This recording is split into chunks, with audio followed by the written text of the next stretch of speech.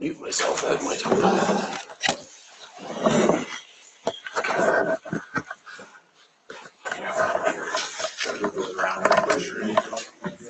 Well, I just didn't want it in front of me. In case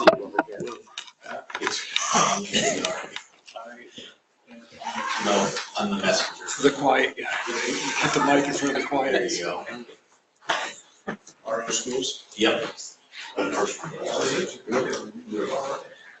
Oh, really?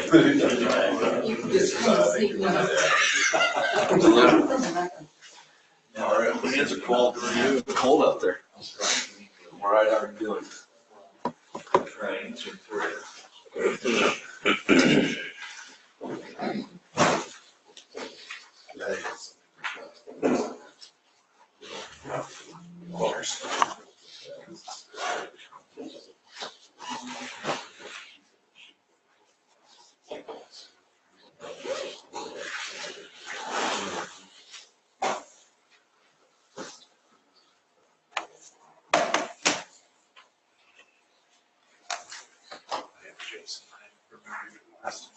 Yeah, Mike.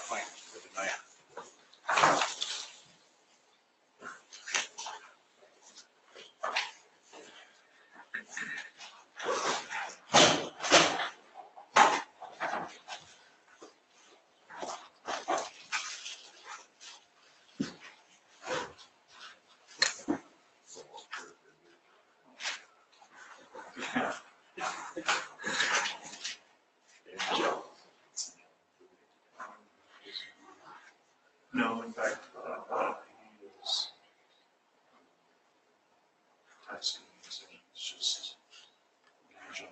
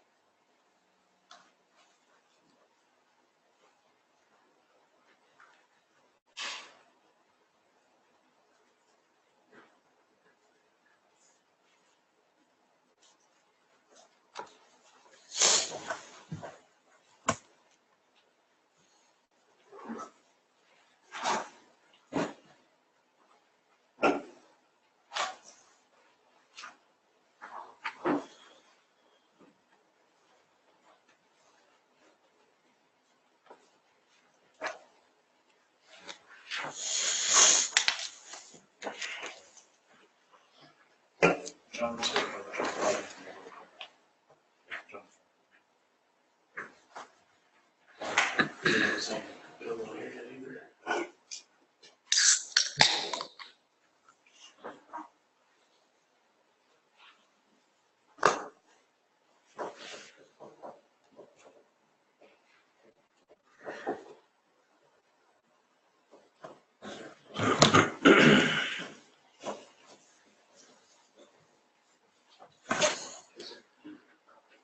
so I've shared, we won't start yet, we're waiting on at least one more person to zoom in. I've shared a Google Doc with you that is the Region 14 CTE RPP strategic plan. You should see that in your email. If you, and you have full editing access privileges to that. So item number one, make sure you can access it and open it. Item number two, don't type on it. If you want to do any typing or any other type of note taking, make a copy of it, save it in your name, and put it on your file. This will be the group document that we work on. I thought at least this way you can look at it and access it as we walk through it today. And then we're waiting for John Hampton, who is. I think I'm here. Okay, in fact, he's on, so we'll get started in just a minute. Chris, shut that one for you. Yep. We promised we would type. Don't do it.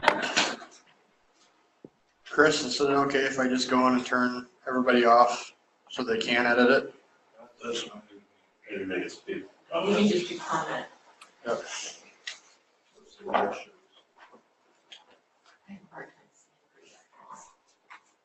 Lisa's what Lisa dot Stang. Stranger without an R. We're gonna leave you on. That is it. Dave, you want access Dot to it? K. Yeah, dot K-O-R-A-G-U.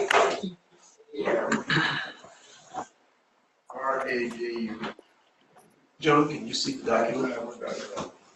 Yes, well, yes, I can. Okay. Can you hear me? Yes. Okay. Thanks, Chris. Yep. You have access to it.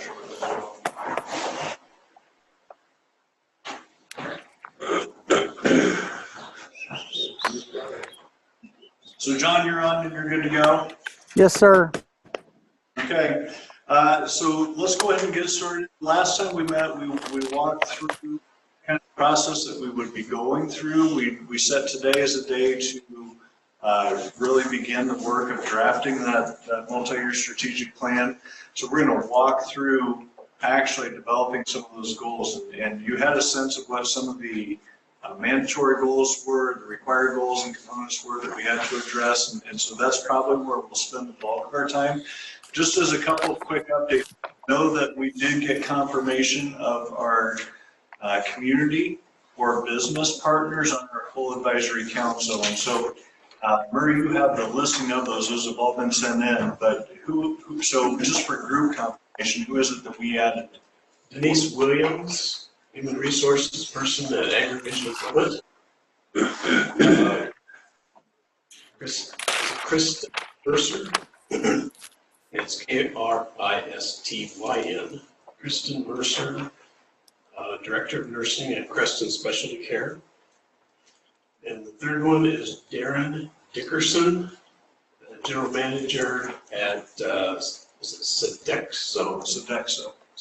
Yes, Sodexo. Greason's food service department. So thank you. I know that John and Nav and I believe Rachel were all important parts of getting those people lined up. One of the things that I want to, that we'll end our meeting on, that I'm going to put out there as a footnote right now, we did schedule our full advisory council for next Friday to be able to go through this draft document. I want to talk about that date a little bit, only because one of the things I did not realize is that is probably or likely a potential conflict for a lot of schools with Veterans Day programs. So we'll talk about that and a potential reschedule of that meeting, because I don't want, that's a big conflict for a lot of people. And so I want the group to evaluate that and determine how we want to move forward with that. So all I've done with the Google Doc, or all that has happened with this Google Doc that you have in front of you, is we've taken the base template provided by the state and input that into this document. And then it's our job today to draft that, to walk through and draft that out. Again, if we can get through all the components of this today, that would be our goal by 2 o'clock to get that accomplished and taken care of, because we want to be able to share, one of the commitments that we made is we want to be able to share this document, or at least the draft document, with our full advisory council prior to getting together with them. So they have a chance to review it, think through it, and formulate any thoughts or questions that they may have with that. And so this is going to require work on our part today to kind of hustle through all of that, but to do it in a thoughtful manner. And then obviously, if you don't know, well, why don't we, Lisa and Pradeep, if you don't know, I'll have you quickly introduce yourself in case anybody here is not aware of who you are or why you might be at the table. So I'm Lisa Stang from the Department of Ed, and I'm one of the CTE consultants, and I'm assigned to your region. So anytime you have help with anything with your RPP, with any of that kind of stuff, that's my job, and I work closely with Murray.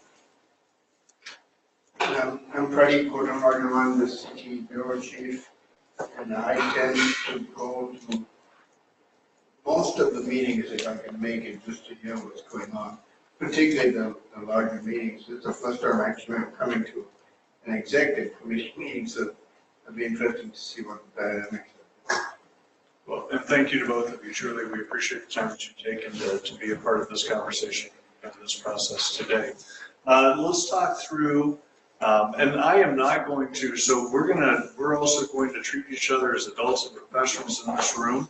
So there will be components of sections of this that I will not read through because that is not where we need to spend our time. But that also bears the burden of responsibility on you to make sure that as you walk away from this, you do read through those sections. So component one is just our partnership details and purpose. So remember, this strategic plan is something that is made to the state and kept on file at the state level. Component two, and this is where we'll spend some time, multi-year goals, objectives, outcomes, and measurements. And so our job is to create SMART goals for our regional planning partnership. And so these would be, what is it that our partnership intends to accomplish? And we decided at our last meeting that we would probably focus on these next 2 years specifically, or in a more comprehensive manner, knowing that we also ultimately have to develop a 5-year plan with this.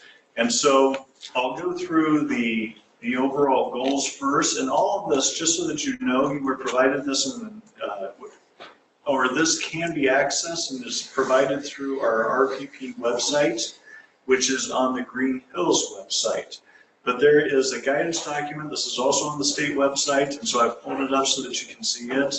The guidance document for developing a multi-year strategic plan. And so they've got the timeline associated with that in terms of when the different steps will happen. If you look, we are working on developing our strategic plan right now, but then we also talked last time about the pilot approval process that's happening with Lamoni and with Southwest Valley for our family and consumer science programs.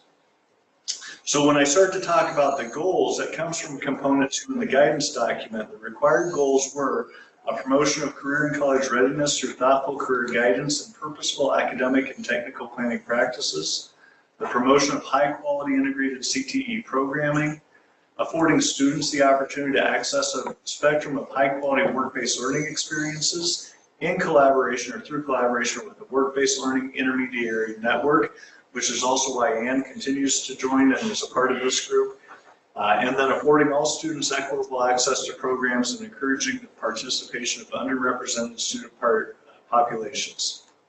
So I've taken those 4 required goals and we've put those into the chart then that is a part of this document. So you'll see promote career and college readiness, promote high quality integrated career and technical education programming, provide students the opportunity to access a spectrum of high quality work-based learning experiences, and provide all students equitable access.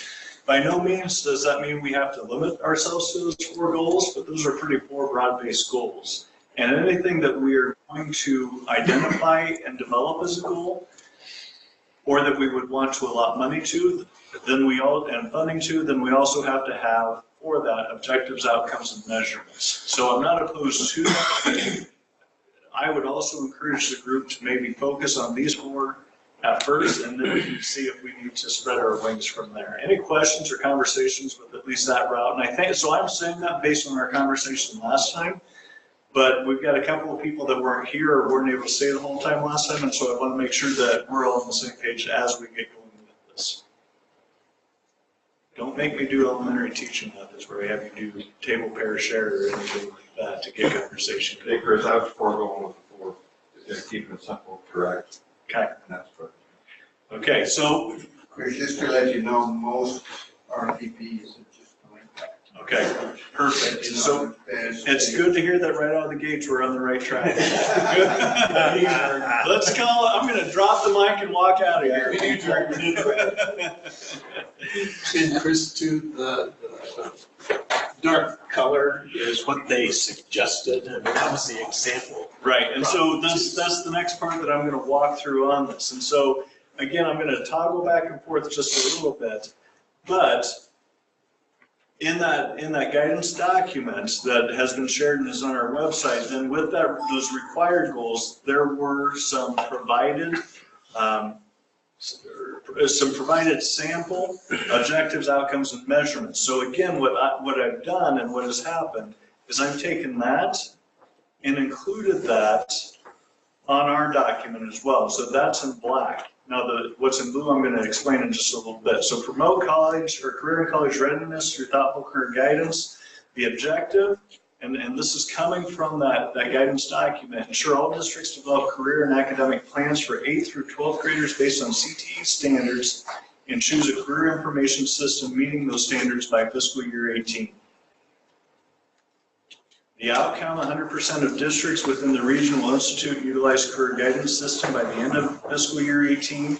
And the measurement of database of all districts adopted career and academic plans, with the CIS being utilized by each district is updated and maintained by the RPP, as well as data compiled within CASA. So take a minute, let me do this just to make sure that we are on the same page.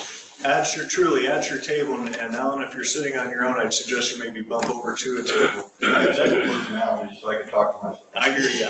At your table, I want you to talk to each other about what you currently, so we talked last time more in depth during our conversation about what that district career plan was, Ann's offer to work with districts on that, and what districts were using for their student career information system. So talk to your table about where you're at, what you have with that, and what that then means, not just for your district, but for us as an RPP in terms of that database and how we may handle that. Let's take just a quick minute for that, just to get that conversation going.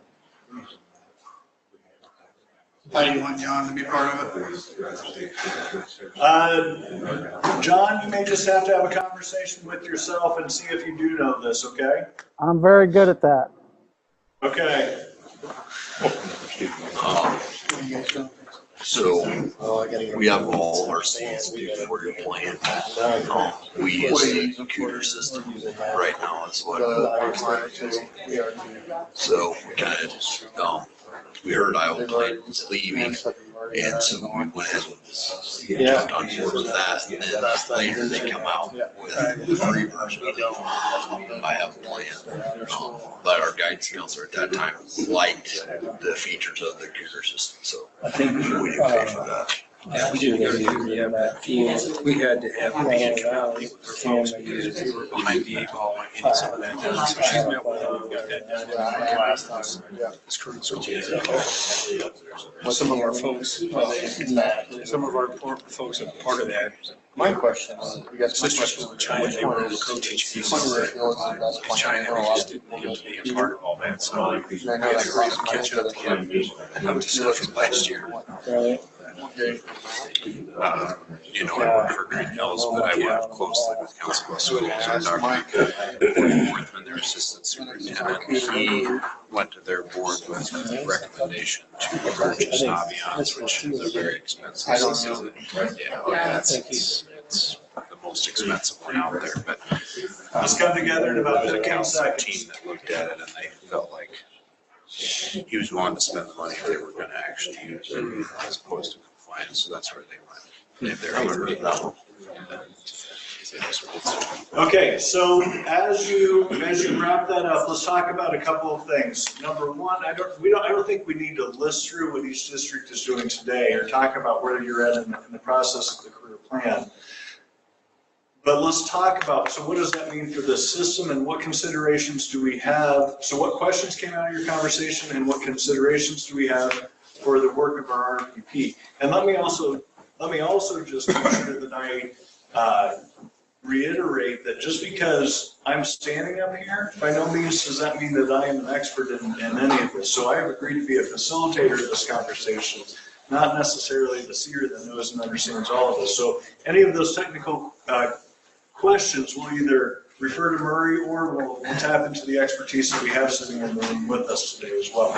So questions or considerations that came out of it. And Alan, this is where I will have you keep notes as secretary just for some of this. Willie? One of the questions that I have, and Casey and I talked about it, right now we go with the map through Iowa State just because it's free. And the question is, if we have money for it, is there a program that's better that we feel that as a group we want to look at? The reason why we don't look at it is right now is because it's free. You know, and not that we can't use the money to spend on other areas, but if if as a collective, we feel another program's better. I know that, you guys are on Linnet or Cooter, right? Correct. And I mean, how do we do a breakdown of those programs to see which is going to offer our kids the best program? And what did you say was council blessings? Council Bluffs went with Naviance, but they're real expensive. But I don't know, Murray can speak to the money side and how that works, because we talked about that with Region 13. But I mean, if you wanted, you could have all 7 or however many is approved now come and even present to you guys, and and then you could talk about pooling, or that's if you really want to dive in deep. Right. All of the ones that you use they were vetted, so they all meet the minimum criteria of the law. And so to know what the over and above, that would be something that you guys would be experts at, what you use. Council Bluffs wanted to really go deep and beyond the compliance, so they were willing to spend more money on it. But they all have good features and they all meet the requirements, so it's not like you're. Well, and I think the other part of that conversation, it's a good conversation, is I hesitate to mandate that we're all going to use one, because at this point, and I'll use my own 2 districts as examples, because of the transition we've already been through to end up to where we're at, I very much doubt that I would support those villages and districts would be in favor of jumping ship one more time. Right. Especially because, and Willie, I don't know what your conversation is in your district, but both of my counselors and principals are very happy with the Iowa State map system that they're using right now. Well, and the reason why I bring that question up is, do we have to be specific in this? Do we have to be specific if we're going to use money to go towards that? Or let's say Linux wants to use money to go towards that. Is that something they just apply for and the group says yes or no? Or, I guess. Absolutely. How specific do we need to be in here, or is it open and then it goes towards the application process? Well, and so the other part, on down in our RPP, and we'll get to this, maybe we need to toggle back and forth on this, but from the allocation that we have from the state this year, which is roughly $107,000 or somewhere in that ballpark, we will be talking about what amount will we put towards that, what percentage of that is, and then what goal, priority, and impact area that hits. And so it may be that we as a consortium decide to only put a certain amount of money there, and when it's gone, it's gone. Or so I think that there are some decisions to make, and I don't know how to answer that. It may be that we have to wait until we get there to decide that. I think John has a question. John.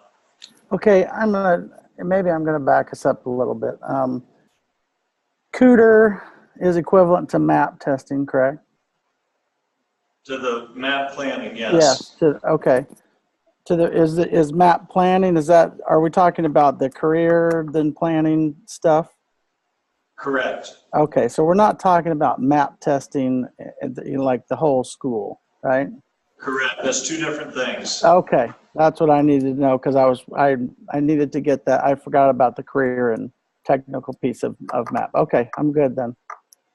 Okay. Chris, help me out with the finances. We've got, and maybe this, I apologize for missing the last meeting, but you have, like when Iowa Corp first came out, you have in professional development, you have, you have the district, the building, and the individual. We have a lot of money, not a lot of money, but a allocation of money.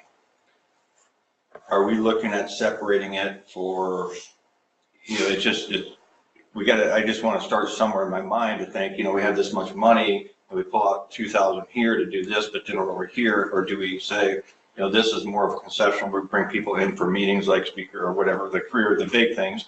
Here's more of a smaller thing for like the district initiatives, and here's a smaller one for like when we do planning for, in my mind, I'm just trying to process it to get a starting point.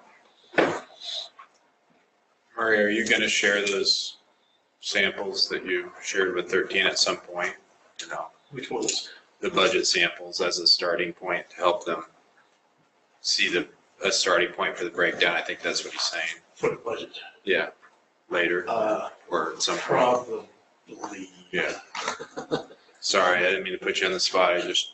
Because you're right, everything that we do ties to finance, and the finances go to their district goals and back and forth. The good news is what Chris said is right, is you could put money in there and then everybody could still have their own system. That's what's nice. I don't know if there's just a set answer or a way to answer that now. I think as we start to go through the goals, we'll probably figure out how we want to allocate funds to those goals, because the group will determine what those priorities are and then the funds that follow those. It's a lot like in Perkins planning, you have so many required goals, but you don't have to spend dollars on all those goals.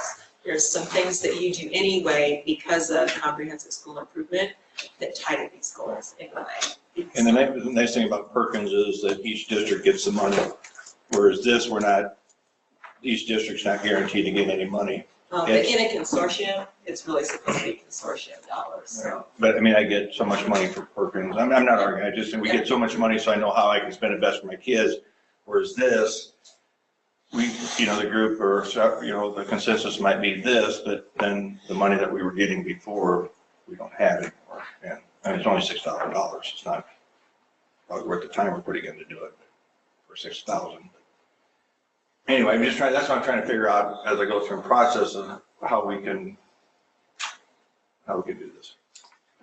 One of the things I would also suggest, if you recall, we also sent you that grid in terms of priority from high impact to low impact in the different areas. That might be something in discussion you might have, is where would you have the highest impact? And one area I've been asked this question from other RPPs is, initially when we said career guidance, everyone was gravitating to the system, to the CIS. But it's a career guidance will take the word system more broadly, because in that you have to do, like having a district team, help the students with the individual plans. So you could actually use some of these dollars for that work as well, in terms of if you wanted some special expertise to come in and talk about a particular type of career guidance for students or teachers or whatever. So keep that in mind as you go through. So you each may have your own system, but there are some common things, and the common thing is really what you're going to report to CASA. And so keep that in mind. Here's the graph that Reed was talking about. It's also on the main board. Oh, okay, good. Yeah. And by the way, take this column and put it over on this side, okay? Because this is no relation to priority expenses. So take this out and put it over here. So our high priority, high impact, something for every district. So a low priority, low impact would be something that's, FCS, but one maybe real care baby for one district is down here. The low impact. And while I have the floor, the thing that Jason was bringing up, the budget, let me see if I can. I don't think we're ready for this yet, but I just put together some numbers. What can we spend the money on? Convening the RPP, staffing the RPP, professional development, career guidance system. Career guidance system can also be anything we do with guidance in our development plans and stuff, and equipment. So that's what we need to decide in the goals. And I think, Alan, if I'm right, what you're talking about, if this is our measurement, can we spend money for Murray School District to purchase a scooter? What are we doing with the rest? No, what I'm looking at is everybody in here, I respect everybody's opinion because they have a different focus on what's important for their kids in their district. So I'm thinking of money that we used to get and this new guideline of chapter 46, coming to agreement that's going to be good for all the kids as a whole, because my needs are going to be different than Council Bluffs needs. I mean, so what may be a priority for them is not going to be a priority for me, and vice versa. So trying to take this and collaboratively make sure that the kids are getting what they need in each one of the districts, and I respect where everybody's coming from. How are we going to get to that so that we make sure that the kids with 300 plus enrollment and the Council Bluffs High schools, both those kids are getting? Well, our consortium doesn't have to worry about Council Bluffs. So, I'll just throw it out. I know it. I know. This is just. CD. Yeah. Okay, size of CD. Red Oak. Red Oak, okay, thank you. Yeah, I'm not, sorry. Yeah. Some of the larger. Yeah. Some of the larger districts. I mean, you got small districts, and you got larger districts, and how do you, the needs of the, are gonna be different. What you could do, and maybe this is what you're getting at, is you guys could all decide that all of the money will be pulled under the career guidance system. Just play that out. And then you would have to figure out, now how could we equitably distribute that? The challenge would be is that some of you you're satisfied with the free ones. I use MAP, so I get mine free, so I mean, that's not an option. But Mike has Cooter, and so then, I mean, he's gonna have a voice in that. But it could be done if you wanted to. So it could all be done in, theoretically, Yes. it could all be done in equipment. And the focus could be, and I'm just throwing this out conception, okay? It could be all in equipment, and it could be, we're gonna update, everyone's gonna have an opportunity to update their shop equipment based on what they need for shop equipment based on their needs.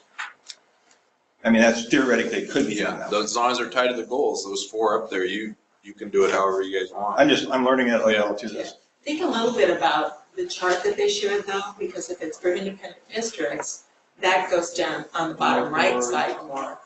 If all districts within the region, so I think Murray talked a little bit with Chad Blanchard in their region. They actually have a place where like they have equipment that's really high expensive stuff that they can share amongst the districts instead of having them at independent districts. And which is kind of an interesting concept, but I couldn't tell you exactly what all that equipment is that they've done, but it's stuff that they don't use all the time, but it's really expensive and it's high impact that they can share around the region. One of the things about that though, it needs to be portable. Yep. I mean, you can't get a bandsaw. Some things can't be. Right. You can't pass that around. Yep. So, But a set of 5 or 6 or 10 real care babies, you probably could pass those around. or here's something way out there. If you have culinary programs, how about getting a food truck that goes from school to school? Wow. Versus you having one on your own, sharing it across the region. That's a high impact one that also incorporates work-based learning, which is another big issue. So just, I don't know. Does it have to be that way? Does every item have to be? No. It doesn't have to be that way. No, but the idea is you want to try and figure out how you can make the most impact across the district, across the region. And maybe there's other things, if you can think region-wide, how you could best spend the money. Maybe it's not on equipment, maybe it's not on this, maybe it's on professional development.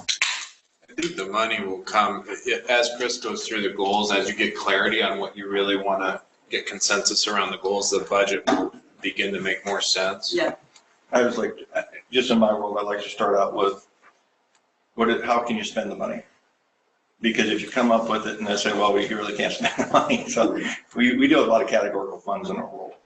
And so I like to think about that at the same time to say, okay, what's good for, what do I need as all you guys are sitting here thinking what you need? And then how do we develop it? Well, and maybe the tweak of that, Alan, would be in what areas or priorities will we identify that we'll spend money, and then we can come back to how we'll spend money. Okay, so this is what I'm coming, because as I reviewed other RPP plans, which is very similar to what you have, it looks like they seem to be concentrating on equipment and professional development. They're letting the career guidance thing play out, because as you know, it's new, it's related to school improvement, and so there are lots of things that, moving parts to that. that are not as, the equipment and professional development is within your own control in some sense. So I've seen one, I'm just looking at one from another one that is using the money for related expenses to career guides. They're letting the school districts choose what they do, but some sort of related expenses that they're going to use for career guides, maybe for the team, as I was mentioning before. So you might want to keep that in mind as. Okay. Yeah, and Alan, in answer to what you can spend the money on, there are 4 areas. So one is up to 1 FTE for handling the RPP activities, so that's Murray. It hasn't changed from last year, has it? No. Okay. Career and academic planning, professional development for CTE teachers, and then equipment. Yeah. So those are the 4 areas, because we had that question at Region 13. Okay. Not something else that maybe you could use. These, they have to fit in those areas. No, thank you. Are we, so that's the base template of that goal. Are we comfortable enough with, and maybe what we need to do is walk through the other base templates and then see what else we can add to it. I just want to make sure that we keep our conversation moving. Chris, can I just make one Whatever, comment? just keep I'm gonna do it fast though, just for the measurement, just what this measurement on this goal, first goal says is, okay, create your district career development plan. And in that career development plan, it has a place in the top there for what system you're using. Type that in. And then what I think is the easiest thing for us and what we did over in 13, because we both have those Google sites, just make a place on the Google site and we'll upload every district's plan into that Google site. Right there we have it. Plus you guys have to report in that CASA thing, so we're doing, just upload the plan as all this is taken. Sorry, Chris. No, you're fine. In fact, I'm gonna. So that document right now doesn't exist, or it does? That career development document? No, the document for us to put it in. Correct. Okay. We haven't, it's not been put on Region 14's Google site yet. But we can, I think that's a 10-minute. Linda can do it like that. Linda's 1 minute, Chris 10 She minutes. did it for, yeah. The only thing we just have to know who's going to upload that so we can give them the permissions to do that, to upload the file. And that's something I can ask all the superintendents later. So are we good with that? Okay, goal 2, promote high-quality integrated career and technical education program. So the first one that's in blue, so 2 things. The first one in blue is actually something that came from Region 13. And so I've identified it as such by putting it in different colors. It's not that we can't use it, but I want to share with you something that they've come up with. The other 2 objectives in that area came from the template in that strategic plan document. So we'll start with those. So B, technically on our document, ensure all district programs are approved on a 5-year timeline. And there's even a spot in our document down below where we'll jump to that timeline. Region will have approximately 20% of all CTE programs completed for the current year over a 5-year schedule. And then approval of the recommendation papers would complete the objective and the actions and the measures in that. The other is expand the pool of teachers with the information technology endorsements. Again, so this was suggested. This does not necessarily mean that this is something that we would have to include in ours. Increase the number. That came from Region 12. Oh, Region 12. Increase the number of teachers with the information technology endorsement. I'm sorry, so I may have gotten this screwed up. That's okay.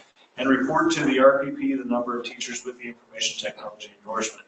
So I'll put that in blue too, but this is a group then that decided that with that work that the state is doing or the BOE is doing with that alternative licensure, they wanted to support that work and that focus.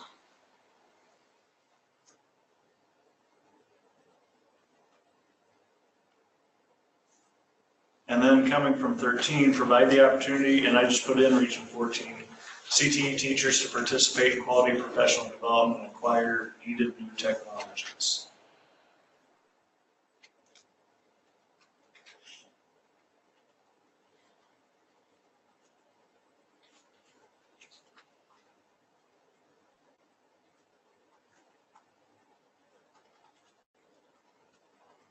Are you asking us if we want to add more, Chris, or are you asking us, do we think this would work?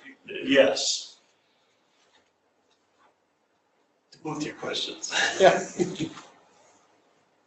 Why don't you take a minute at your table and talk about what you see there and what's listed there, and then let's come back together to see where we may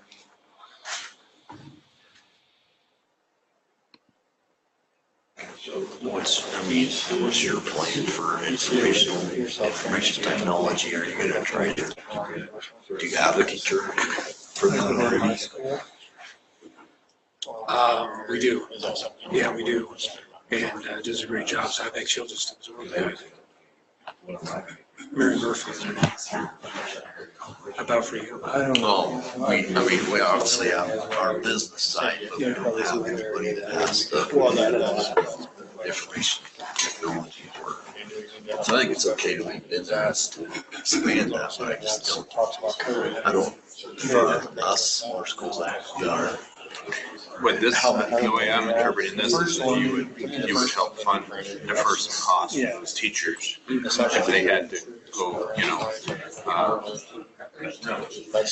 which is worth considering. I mean, if you really want to hold on to those programs, theoretically that person could, I don't know, depends on the person. They probably like what they do, and so they probably want it. So maybe there's some middle ground there. But through that, what kind of classes are you gonna teach for? What's your plan as far as that goes? I mean, I don't. Right now, we don't have that. We don't do that. And that's one of our areas for the year. And the new stuff is. I mean, you could still offer the classes, just you wouldn't be counted as a part of your CTE. Is that any technology classes now? What did the DOE come up with just recently with that? I don't remember what it said on there, but I feel like it was, even now, there's not even going to be certified teaching classes, right? Unless they grandfathered in. They have to taught it for 2 years, Yeah. and they can be grandfathered in. To teach that, not just as a CTE though, right? We need to ask Murray. Yeah. Because he'll know the specifics, but I was thinking they could still teach it, but it couldn't be offered as CTE. But that is more the weeds to me. I can't remember. I think you guys, we all have considerations. So for What's that? have information technology right now, that's one for. Yes, and it's not gonna work with the classes that we're doing, it's not gonna work for now on, so I don't know if we're looking at maybe going with nursing and try to do that through a college or what kind of. Do you guys see that as more valuable than professional development, or would you want to support both? I think that's. What's the other deal, professional development And then supporting the teachers, deferring the cost. I mean, it did really say. What was the other deal? What was the ones that he said? Obviously him, that's one of them, and then the others were. Well, the 4 area. Yeah, the 4 areas, so one was. The career system. Yeah. And then. Professional development. Equipment. Ours was actually just the 5-year, the state. Okay, so let's come back together. And just a couple of things. So I went back to our guidance document, and I do want to clarify because I muddied the waters just a little bit. So the goal was promote career and college readiness. The sample objective provided in that guidance document was, promote high-quality integrated career and technical education program. District programs on the 5-year timeline, the 20% per year, and then approval recommendation forms. The other one that they had was district will share best practices for CTE programming, student completion rates will increase, and then comparison of the student completion rates. So those were the 2 objectives that were listed in the sample guidance documents, or in the guidance document. I did not, or that second one is not listed on here. So we could include that, or we don't have to. I think that the one that we have, so I'll throw it out there to start. I think the one that we need to have in there just from an organizational standpoint, is what we have as B on there in terms of, we need to map out our 5-year plan for our program approval. And that'll be something that we'll come back to, or we'll get to it as we move through this meeting. So I don't think we should remove that. But because I put 2 other samples on there, we're not required to have those either.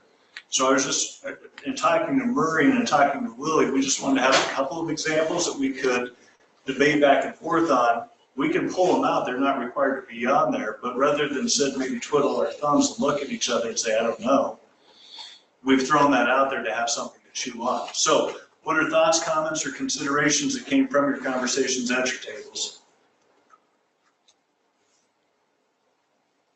How many of you have staff that are applying for that waiver?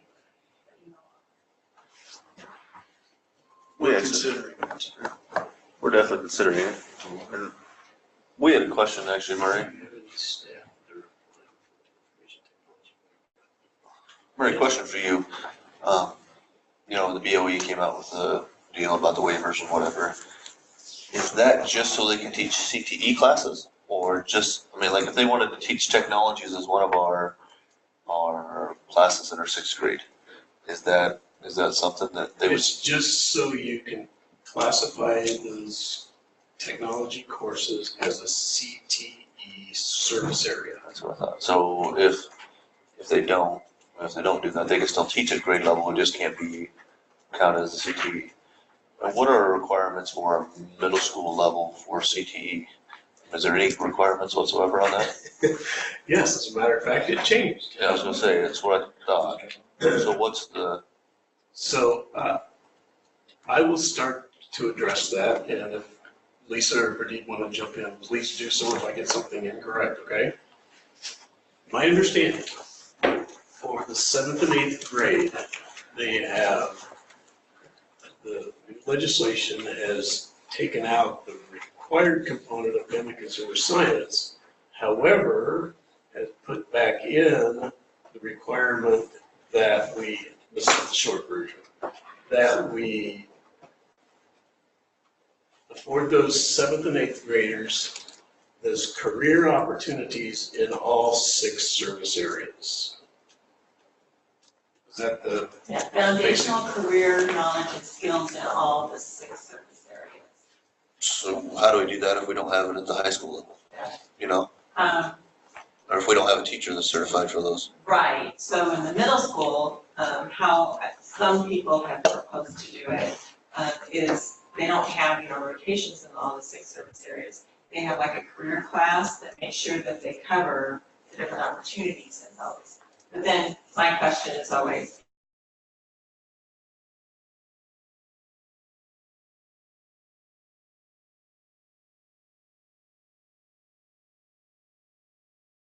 Teacher? in the I mean, middle school? Yeah. Not necessarily, but if you think about who's qualified, some of them, yes. Like if you're doing industrial technology, it has to be an industrial technology person. So, and some of them have, but not all of them. How do you know that? I mean, how are we supposed to know that as a district on who? The BOE. And say who? Because what I'm curious on is we've got, in our district right now, we have 2 different people who teach our tech in the middle school. And do those people need to apply for this waiver?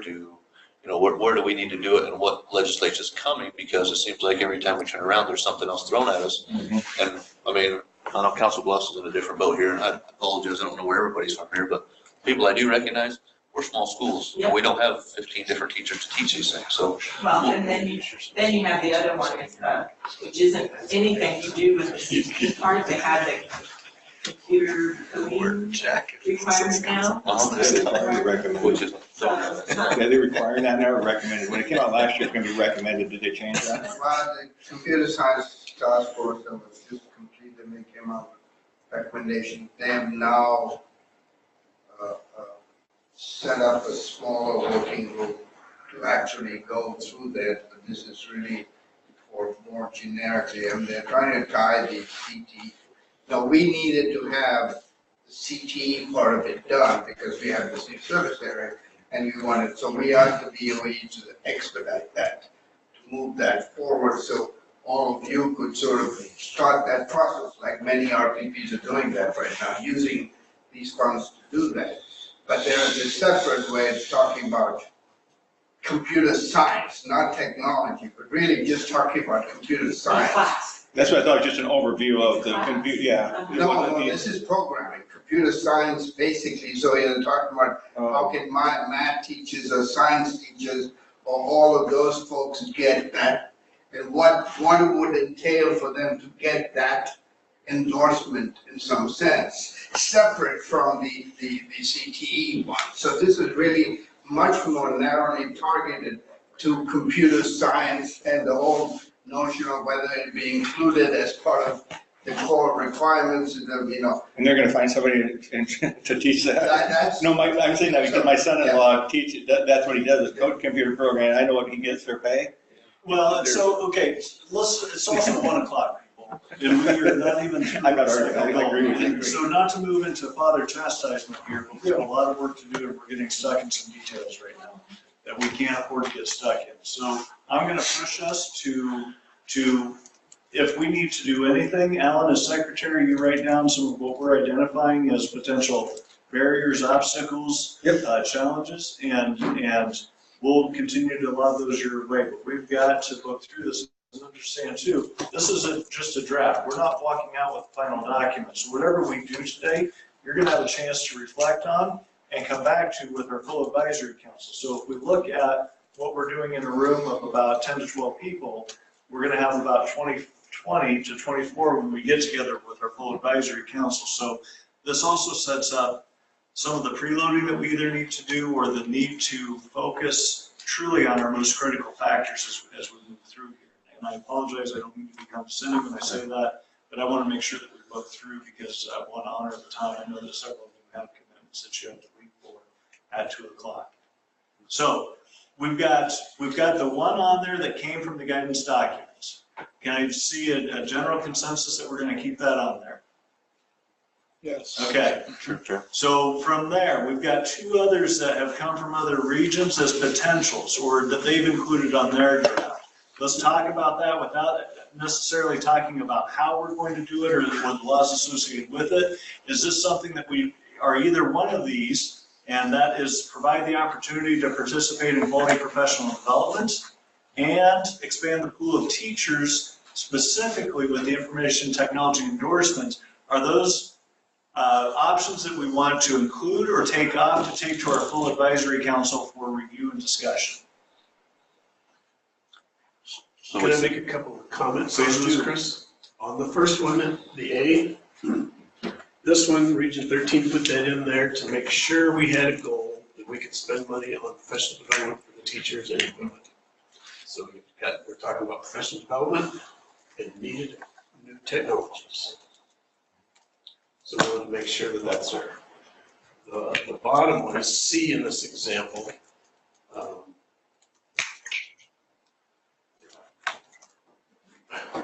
There could be, but there doesn't have to be money spent on that. It just could be a priority that we think our region needs this. If you guys don't think our region needs this, I don't know if we need to put it on there. And Murray, what you said should be highlighted because you can make the decision now and then not necessarily have to fund it later. So it's good to be a little maybe more inclusive in the goals, right, Murray? I mean, you don't want 27, but be inclusive, and then later you can say, we're just going to fund the PD part. That's really where our impact is. But we do believe in information technology, and we want to encourage districts to. I like it. I think it's great language. I think another reason it was in there is there were some schools that, because marketing and business were put together and there was a new service area, they were gonna have to find a new service area, and this is a way that we could work on the teacher shortage, the teacher issues they may have with CTE. So maybe the better question, is there anybody that wants them off?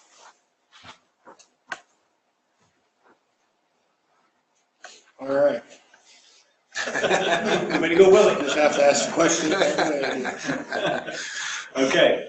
Anything that we're missing from there that anybody would like to suggest or see included?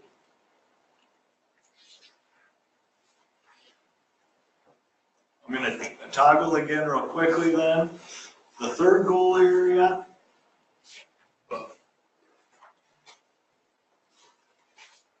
Affording students the opportunity to access a spectrum of high-quality work-based learning experiences through collaboration with the work-based learning intermediary network. Now, there were no specific objectives or outcomes provided through the guidance document on this.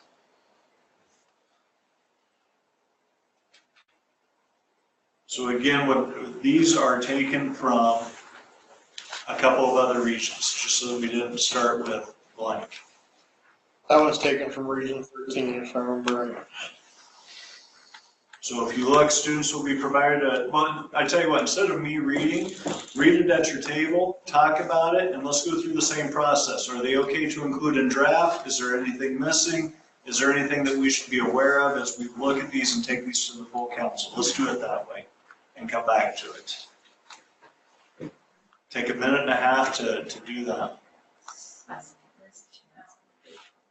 Remind me again, black ones are the ones you've done, and the blue ones are the ones that have been brought up. Blue, actually. Oh, they're both blue. Yeah. In general, they're black, they're something you've come up with?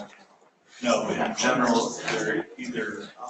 An example? Black, they came from the guidance An example. document. If they're in blue, they came from another. Gotcha.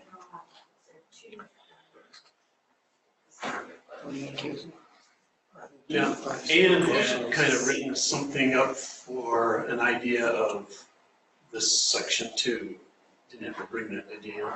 I did, and I don't want to muddy the waters, but since this came about, then the Future Ready Iowa moves their recommendations also, which ties into work-based learning. So I didn't know if we wanted to compare kind of the same components, or steer clear of that for our exam. Let's compare.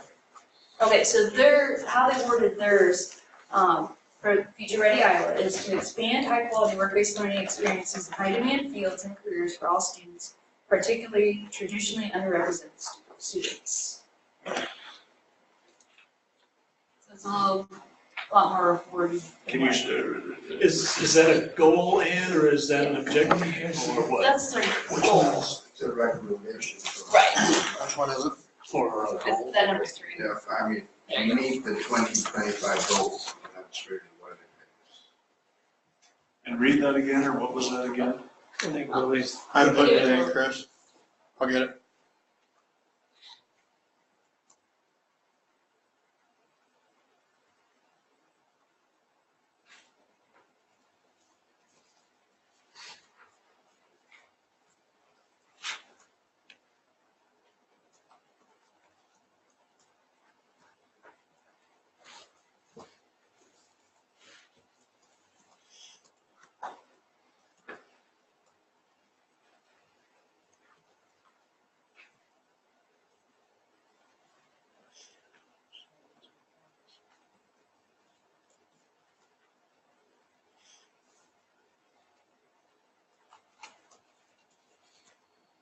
While he's typing that, can I share what 15 and 16 in that area? Sure. That was kind of a unique approach. They said first year of the plan, what they want to do is identify what everybody's doing currently. Because they said, why start increasing if we're already doing some things? There's one district that's doing something well that somebody else could do or jump in on it. So they're going to compile a list of all the things that they're doing the first year. And then the next year, because this is a multi-year plan, they said that then they were going to determine the gaps in accessibility by service area for students. And then develop a plan on how to make that accessible to each other. That would cost them a lot to start off with. Don't you feel that that's where their district plan really comes into play though? Because that's really where we identify where those gaps are as districts right now. Yeah. For those that have what we do. And Anna, is there anything that you're already doing that we could include or that we maybe need to be reminded of that we would want to continue? Well, I mean, the intermediary network is grant funded from year to year, which can be here next year and I could not be here next year, who knows? But just, our status report was completed in Lori has my information. But last year in Region 14, we had 1,812 students participate in a work-based learning opportunity through the Work-Based Learning Network, and 110 educators participated in some sort of work-based learning opportunity. So that was up from the previous year. The totals were 1,448 students and 24 educators. So it's worksite tours, job shadows, career speakers, career fairs, anything work-based learning. So a part of my thought with that is, again, this goes along the line of rather than recreate the wheel, if we already have something in place, why not work to strengthen it? Right. And if we want to work to strengthen it, why not work then to figure out the wording that we need to put in to include it in our plan so that in some form or fashion, if the grant funding did go away, we could still continue to access and provide it. Would be my first thought along that line. And probably the second, so that's an engagement aspect, but, and what would you say, so I know that you work with districts, but how, I mean, if we were to say to staff members specifically, I won't put superintendents on the spot, but if we were to say to CTE staff members and principals, who's your workplace intermediary network person and what events do they host? What do you think the successful response rate would be on that? They'd probably be, they wouldn't know what intermediary meant. A lot of them just know Ann from Southwestern. And so that's just the identity issue in itself. But I go to all the program studies. Usually the guidance counselor is my main point of contact, or it has been to get started.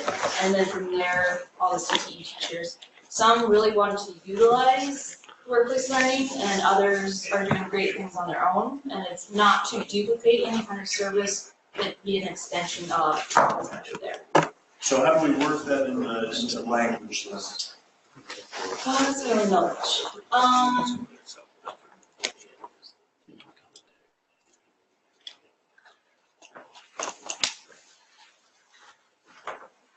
Or is it already starting to be accomplished in a part of what we have? I mean, we're always working on it. I think part of the confusion is I'm housed at the college, but I'm an extension of every one of your districts. I can't recruit for the college. I'm separate in that fashion. Could I just add, many of the others, one area they're focusing on is on B, which is the multi-occupational coordinator. The reason for that is as work-based learning is getting more prominence through the Future Ready Iowa initiative and everything, parents and others are looking to award credit for that work. And credit for that work right now is the Wild West in some sense. I mean, it's managed within the MOC, but there are people out there who are thinking several other folks could do it as well. My preference, in my own personal opinion, I would like the school district to do that because I think that's the safest way to go. And so in order to expand that within regions, they're trying to get teachers, CTE teachers particularly, get this extra endorsement so they can be awarding credit. Because you could technically, a CTE teacher in a particular area, for example, it doesn't have to be a CTE teacher, a journalism teacher, someone who's teaching journalism, I'm using that as an example, places a student in a newspaper for 2 weeks, that teacher can give that student credit. But what they're looking for, that same journalism teacher to give credit in an industrial technology experience. And that's where it gets murky. And so I think the MOC coordinator can do that. It doesn't, that they can do it for all subject areas. And that really is where I think the rubber is meeting the road in some sense, because I think that's very critical for school districts, because that it's your own teacher, they understand the student, they know what that experience is, and working with, and they can actually craft an experience that really is meaningful and credit. I've been hearing, and I will be blunt about this, of trying to get experience for students that sort of, it isn't very high quality, let's put it this way. And that's where I think it needs, and I'm hoping that this effort here would move that forward in some sense, using the, because I think we need someone within the school district to eventually to get that credit. We have few MOC in the multi-occupational coordinator with that endorsement, and we'd like to see more. I mean, this is just my own personal opinion. I mean, but I'm finding that's an area that I think is being discussed more. I would agree with you. If you have that one teacher with an MOC, that's like your golden ticket. So what it does is you get community support and you get parent support, because now my kid gets to go to a work-based learning experience and get high school credit, and sometimes we can even coordinate with a college and figure out some CE options. So that's the golden ticket, and it's not impossible to get, but definitely if you can hire somebody that has that, or if you have somebody that's willing to do it, man, that saves you a whole bunch of headaches. So what areas what areas do they cover then? The multi-occupational. Everything. What's that? They cover any of the 6 areas? It's any of the 6 areas, any of the things in the school. It doesn't have to be just PPE. It could be anyone in that area, because you may, for example, you may not have a journalism program, but you may have a student that goes and works 2 weeks in the local newspaper. But the multi-occupational coordinator can give that credit because they're endorsed to do so. Now, we're just talking about work-based learning experiences, Yeah, just to work-based clarify. learning. So you're not talking about a strand or anything like that, it's just a. Well, it would be within an option. So you might have a student that goes 2 weeks to the newspaper, then they go 2 weeks to manufacturing, then they go 2 weeks here. And so then you can, if they're a senior, you can string together these amazing experiences that are interest to the community and to the student. And now they get this bonus credit where the MOC is able to sign off to give them the But credit. that's not one of the 4 strands. What? I'm not following. I guess, Journalism can be in the university. Yes. and that's why I want to qualify for that. And I live in a different world than the Des Moines. Yes. You know, I don't have businesses right down the street. This chapter 46, and I'll make it quick, it was almost drafted for Des Moines or for a bigger place. I hate to say it. So I have to educate my kids, math, reading, science, social studies, like everyone else. What I'm looking at is that, could that teacher, the MOC, be a strand? So I would have information technology, ag, that, and also the MOC be a strand. Would that be one of my 4 strands? No. I mean, and we're working on that. I mean, I don't want to get in the weeds here, but I think you've talked about I-Lead at some point, or you planned to with Stephanie Lane and Creston. And so we're trying to figure out a way that we could have work-based learning be an option for all students, rural students. David's working on some of this, and so we're aware of it. We don't have a solution today, but we're trying to figure out how can young people have work-based learning opportunities in all districts. And so no promises, but we're aware of it and trying. There are some schools that use MOC like as a full unit out of your offer and teach 3 full Carnegie units, 1 full unit could potentially feed that. For graduation requirements. And you can have 1 person do it for all strands. But it can't be its own strand itself, is what you're saying. Correct. That's what. And the Iowa Work-Based Learning Guide kind of emailed that out to the superintendents, kind of shed some more light onto it, the things that would need to be in place at your district to have a successful program. And the MOC requirements for the endorsement changed within the last year. Yeah, they're much easier. They're much easier to get now than they were before. Because they've added that you have to have so many experience hours, and before teaching wasn't allowed to be counted as those hours, and now teachers can use those hours towards a requirement. So that part changed as well. Because otherwise it was 4,000, or was it 6,000? When I got it, it was 6,000, and I had 2 other careers besides. So I mean, 2,000 hours in a year, 3 years outside of education to even have.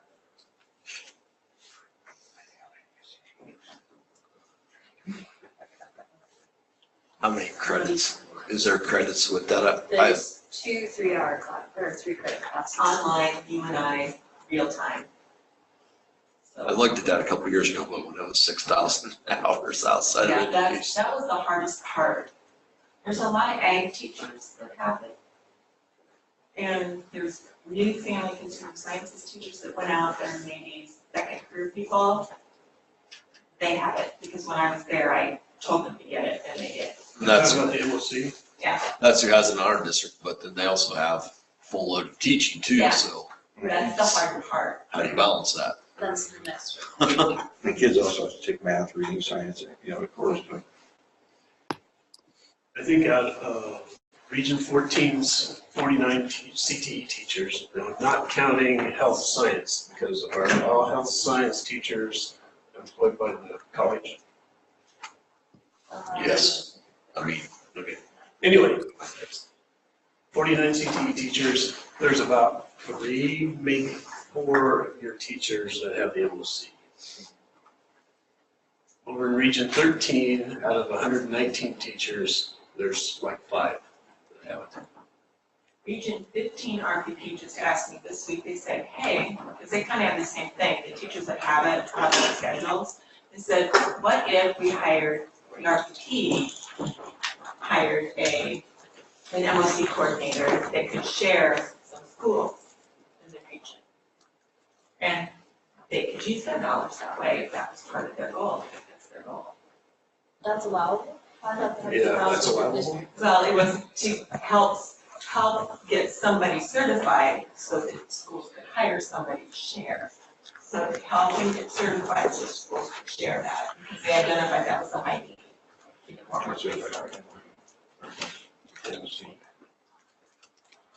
I think we need to get back to Willie's question. Anything we'll take out of that? I like. And these aren't even all complete, so I threw in, because, well, I've heard it a couple of different ways, but Lisa, you originally identified it, that gaps in accessibility. It was brought up by 15 or 16, but then I also heard, maybe not necessarily in this way, but Alan, you saying, so because we have unique needs, it's sometimes hard for us to access different opportunities the way other schools may. And so I just wrote down that gaps in accessibility as a quick comment, not knowing what to do with it, but I want to capture that thought. And is it important to, is it, is it for a class by class or 3 classes, maybe it's not as important, nobody's interested in welding or trades or something, but other classes might be. I think, Chris, A and C here are almost the same. So I would suggest taking one of those out. Maybe take A out and leave C in. Because they're identical in my opinion. Everybody okay with that? I would recommend, personally, I would take out where it says ensure access. I'm just thinking about the places I've worked throughout Iowa, that I ensure if I be held accountable, say you got to ensure access to expanded high-quality work-based learning experience as well. So just take out the parentheses. Yeah. Okay. Yeah, the rest. Second. I'll be honest, I don't want everybody to go in to be a welder or a mechanic, because if everybody graduated from college from the vocational strands since 2010, we probably have a lot of welders and mechanics and stuff like that. Well, So now, I want to go into like lawyers and doctors and engineers and educators and not just the trades. and maybe we need, I took it out, but I also put it in there because I want to make sure that any school district within the region would have access to anything that we were providing, or any student within the school would have access to it too. So that's what, that's kind of my thought behind that ensure access, parentheses comment, just making sure. As an overall, not as for a school district, but as a consortium. I agree with as a consortium or RPP.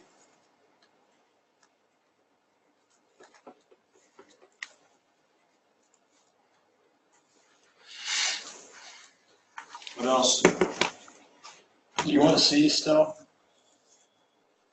Well, I don't, can that, so I just put it there to capture a thought or a comment. Do we want to integrate it with something else, or does it need to be there?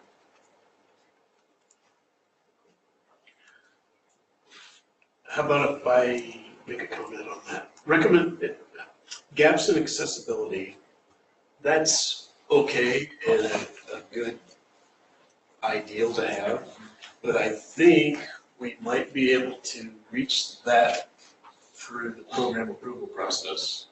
The new program approval process talks about looking at your program and seeing if you have that accessibility for these work-based learning opportunities and comparing, you can go back and compare our enrollments that have done that or haven't done that, and you can see that over time.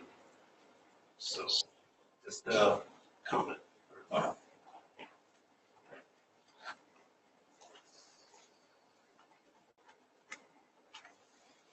do you guys think? I mean, I'd take it out. I mean, just because it's something, it's a good thing to always think about, but I'm not. It is a good thing to think about. And we are thinking about, I think the good news is there's not any really rural districts around like that are way ahead of anybody. I mean, this is all new for everybody. We're all trying to figure out how can we provide access, and there's no great answers yet, but we're making progress. There's just a few bigger districts really that are ahead, and because of reasons like access and so. So Ann, do you think that A captures and allows us to capitalize upon some of the services and programs and events that you're currently coordinating? Yeah, I think that, because that's a part of what we wanted to do. right. It also, as A is written currently, several of your schools also work with my counterpart, who's the IVRS intermediary, that helps with the students specifically identified in the 504 plan or IEP, to make sure they have equal access.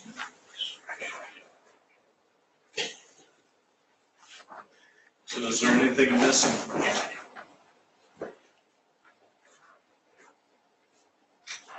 I have a feeling by the time we get done with this, I'm getting removed from a lot of people's Christmas mailing lists. This is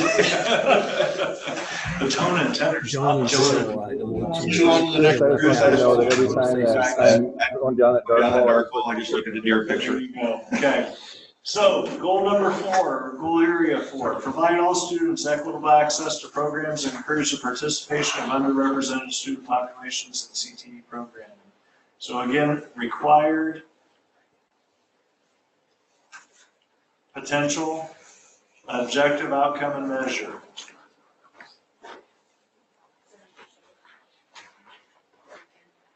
And Murray, let's tap into you, because I know that in our Perkins conversations, we have to look at not only participation of underrepresented, but completion. Is that something that we need to include in here, or do we need to, how do we address that?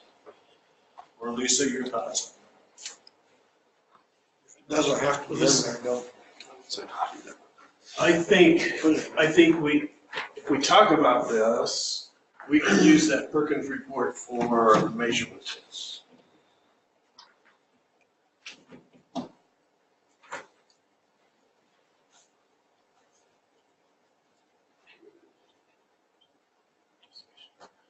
The nice piece is thinking of it regionally, you have a bigger group of students to be able to work with together instead of just your school that might have 1 or 2 students that you need to work with, so. One good thing, thinking of it in a regional way.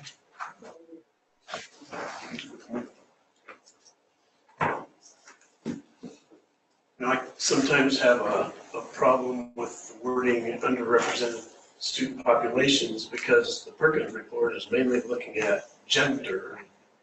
So that's what, are they talking about that though or not? Well, that's a good question, that's why Although Murray, there's some indicators by the different categories, like ethnic and race, and we do have that in mind as well.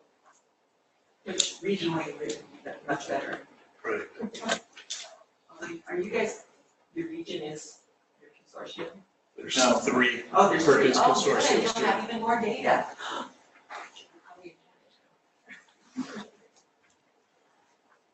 Do we have to change that or is it good? That's for this group to decide. Well, that's what I'm asking the question, if there's somebody that has a burning reason to change it.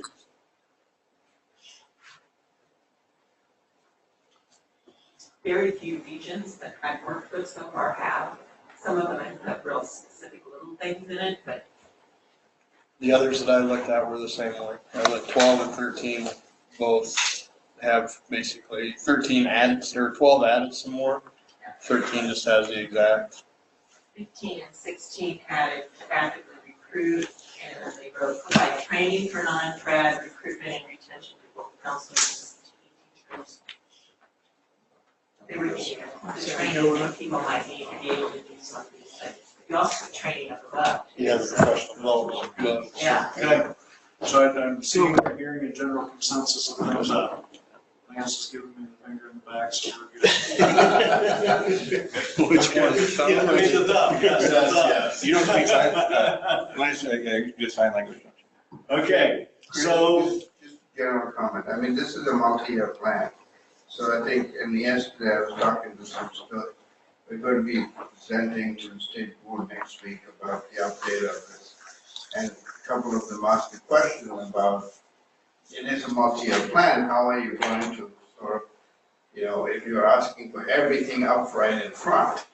And we said no, and so the thought I have is, I think what you have here is sufficient for you to get started, because someone said, this is all new for us, it's new for us, it is, and the department as well, and so it's better to start small and build than to try and reach for the moon and not get there in some sense.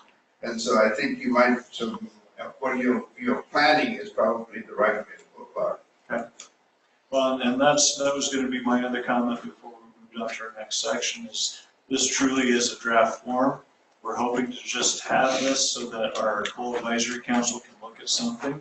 It may change a little bit, or it may be that we move forward with this plan and then continue to revisit it on an annual basis as we're required to do and make modifications or refinements as we move forward.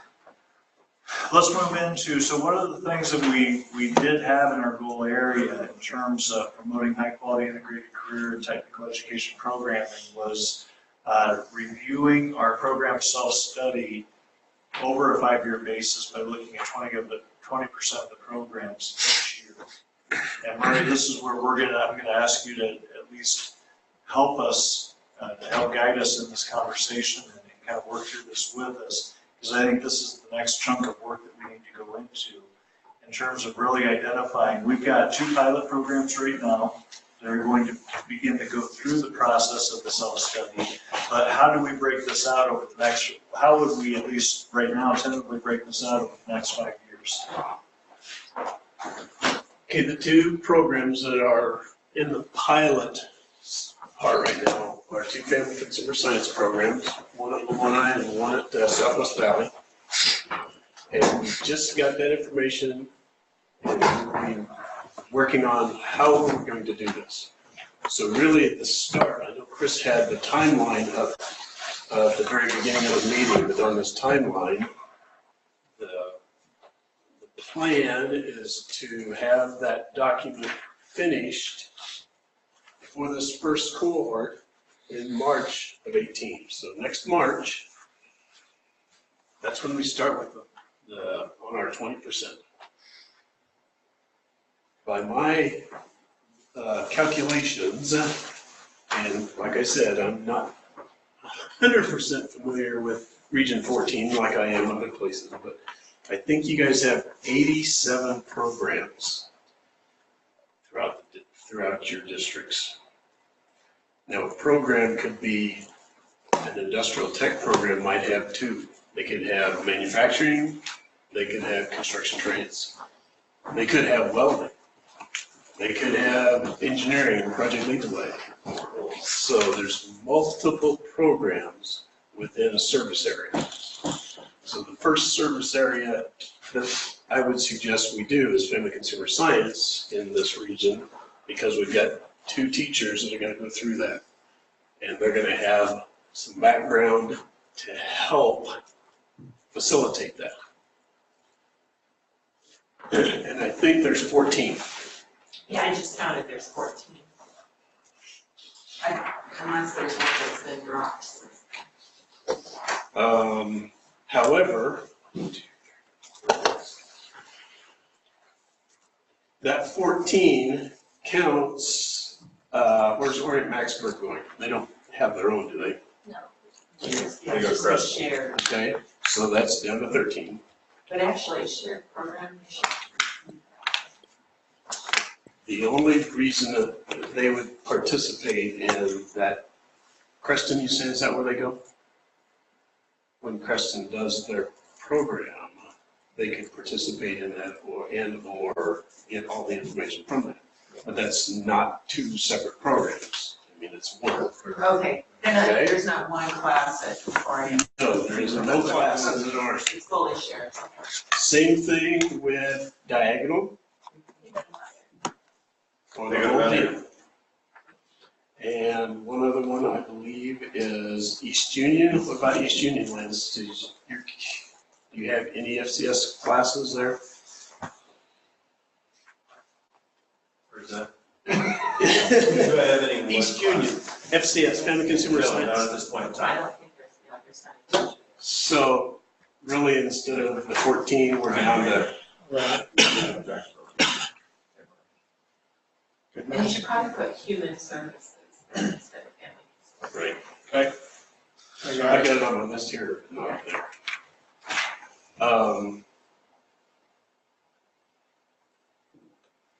Yeah, I don't even have Murray down as having any. Do you send kids someplace? No. We're down to 10. No, it's still 11. 1, 2, 3, 4, 5, 6, 7, 8, 9, 10, 11, yeah. We're down to 11 programs for family consumer science. And actually, human services, and that's the service area.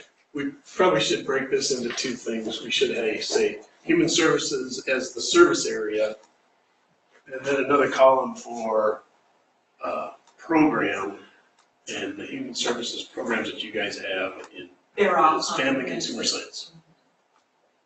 So what's the title or what's the Well, color? right now they're, Program there, Chris. and right now they're all called Yes, Willie, consumer thank you. sciences, but they're gonna be changed Service to area. family community services. In the SIP number. Is that right? Yes, our sciences, instead of services, it's sciences, but So we don't. that's what it can be changed to. The new SIP number. Okay. Now, if we have 87 programs, and we have 5 years to do this, that means we probably should get 17 programs per year, average thereabouts, okay? So the question to this group is, which group do we want to do next? We don't know, you're the one that has all the programs, so it's hard to say. Well, the other consideration would be if 13 is doing ag, is it ag that they're doing right This now? year, yeah. Would it then be beneficial if they've just gone through that process to tap into that? Look at that next for us. For next year or for Yeah. this year? Next Or year. next year. Under 16A. What page? There are 16.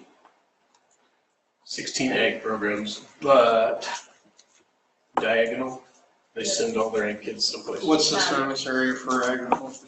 Agriculture, food, and resources. And there, looks like they're all ag business and management, so Yep. they're all the same. How many So, programs did you say there were? Does that make sense then, Murray?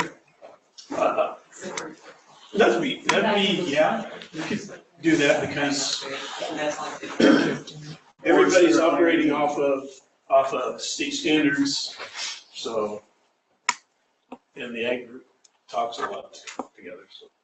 And that's 18 too, or that's 19? This number or the year? No, the year.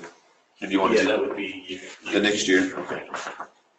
we'll let 13 fall on the sword, or 13 fall on the sword on the work off. Actually, 13 is doing ag, and then they're gonna do and consumer science. So we're You can just, help them out, huh? yeah, I can't remember what the rest are right now.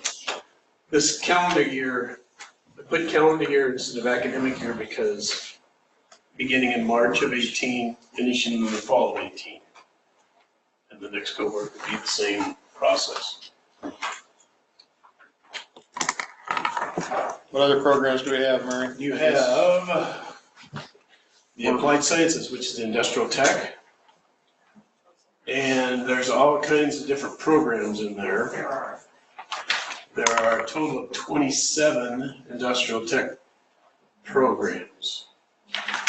We've got 7 automotive, 9 construction trades, 4 drafting and engineering, 1 project lead the way, 2 manufacturing, and 3 welding programs. Okay, sorry, can you run through those numbers again? 7 industrial tech. No, there's a total, Willie, of 27 industrial tech He split them. Do we, I shared them. do we want to split them up, or do I just put 27, Murray? Just put 27 in there for now. Anybody have 2 different ones? Maybe Yeah, does some school have 2 of those? Yes, Some schools have 3. yes. But you can't look at, just because a school has 2 industrial tech programs, you can't look at that as one program approval. It's gotta be 2. Because they have to get the automotive approved, they have to get the construction trades approved. What I was wondering is, do we want to split that into something so a teacher's not doing 2 different programs in 1 year? Is what I'm asking. Exactly. Good point. But I'm not saying that's the way we have to do it. I just asked that. I really truly, coming from a teacher standpoint, I think it helps to spread it out. And also it helps them think about it as a program versus a collection of courses that they teach. If you're doing that, you know, if you had like 6 automotives, you know, that might work out nice with human services up above, where Move it up there. you would have your 17 that way per year. My question would be like the automotive, is that taught through SWIC? So are we? Oh, good question, good question. I mean, because I see these 6 classes, but I don't think they're all taught by one teacher. Like ours would be construction trades, we would have another one for project lead the way. You know, so they don't have 6 of them to teach, I guess. And John would probably be, if John's still there, what his thoughts would be. I don't know if he's there, he looks like he's in another meeting, but There it is. like. Talking about you, John. Construction trade, I mean, we can split them up, but like, how many people here have their own automotive program, or is that through SWIC? Yeah, that's what I was asking. I didn't know. Okay, And that's things that I don't know, Right. I can't see that. So who does that? If it's an automotive program through SWIC, who does the review on that? No, They don't have to- Hey, be quiet. Okay, I'm They here. won't go, we won't have to do anything on it. If it's a full program at community college level, the community college has their own approval process. So is that what you, Lloyd? yeah, ours is through SWIC, so we have, of all those classes, I may have one teacher teaching 2 of those classes. At the school or at the college? At the school, one teacher, and the rest of them are at the college, or they're a different teacher. Like Project Lead the Way is the same, is a for us. So that, there was a great question Monday at the pilot. There was actually somebody that's doing the pilot that he teaches 2 classes. He goes, the rest are at community college, and one's at another schooling place. So do I have to get together with all of them? He said, well, actually, that's the idea of program approval is, so he understands how his courses are connected to all the others. Right. So if you do have, secondary teachers teaching part of a program, yeah, you'll go through the process. We don't, though. Our Project Lead the Way is just a different teacher in our high school. Our automotive is all at SWIC, our construction. Or are you saying our automotive has to get together with each of them? No. Okay. No, Then no, we don't have. If there's a course in Project Lead the Way that is in your Strand. program for automotive, In the yes. strand. I understand. I'm here if So you guys had a question for me. I think we moved past this for the moment. Okay, My question really is who is teaching that Project Lead the Way course? That's one of our science teachers that's certified to do it. Okay, so really we can't use that Project Lead the Way course as a CTE program. Or as a CTE program.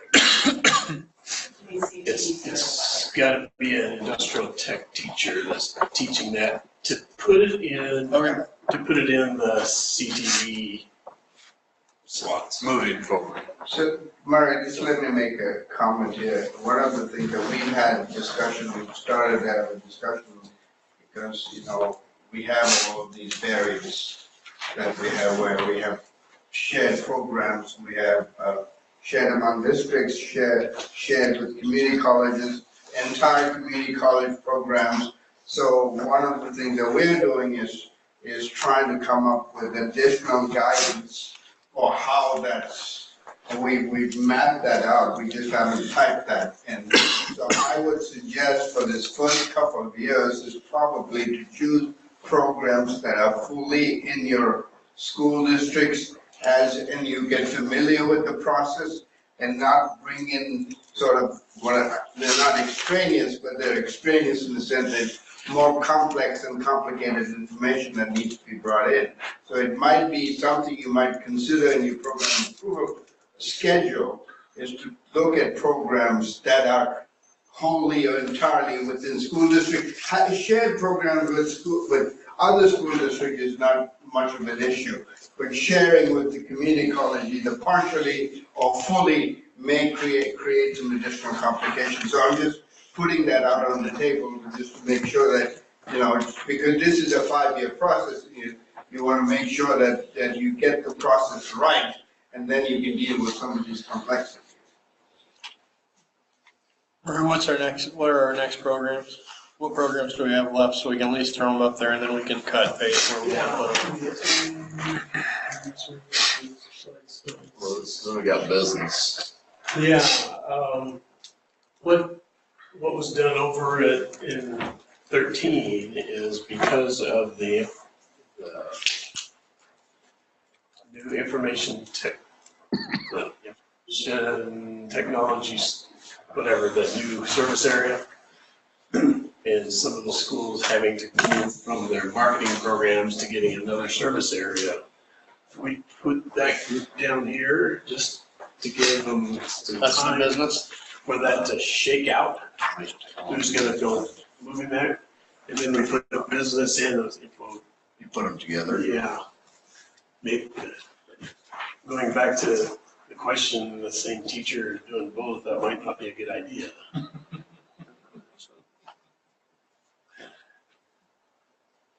So maybe this is the way to go. And health, no one has their own health program, so we don't have to worry about that. Let's just put a footnote that the principals will allow the programs. Yeah, there you go. Mike Irvin's all over. It's not a good plan, I don't think. What other one are we missing, Murray? That's all? That's it. Because we don't have help. Yeah, that's it. Exactly, because we don't have help. Health occupations? Yeah. So how many? Yeah. Are we up to, we're not up to Business 87, has, are we? no, but remember, I counted that 87, counted the health. Some of them were counted in health, like diagonal was counted into those, but they shared totally, so. I know some others. There's like 18 business programs. Sure. Okay. Is there a type, service area was business and then program business also? Some of them are general business and there are some marketing. But like I mentioned, it might go away. Yeah, they might decide to be better. I know we need to put ours together. We're one of them. So just put business in? Yeah. And then information technology would just be the same? There's one school that has one. The information tech. Murray, somehow my screen changed. I'm seeing an AEA calendar. Sorry, John, thanks for bringing that up. I screwed up. That's We're okay. sharing mic, and I got messed up. I better get down to, Thank you. wrapped up.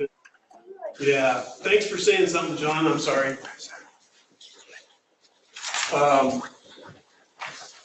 Thank you.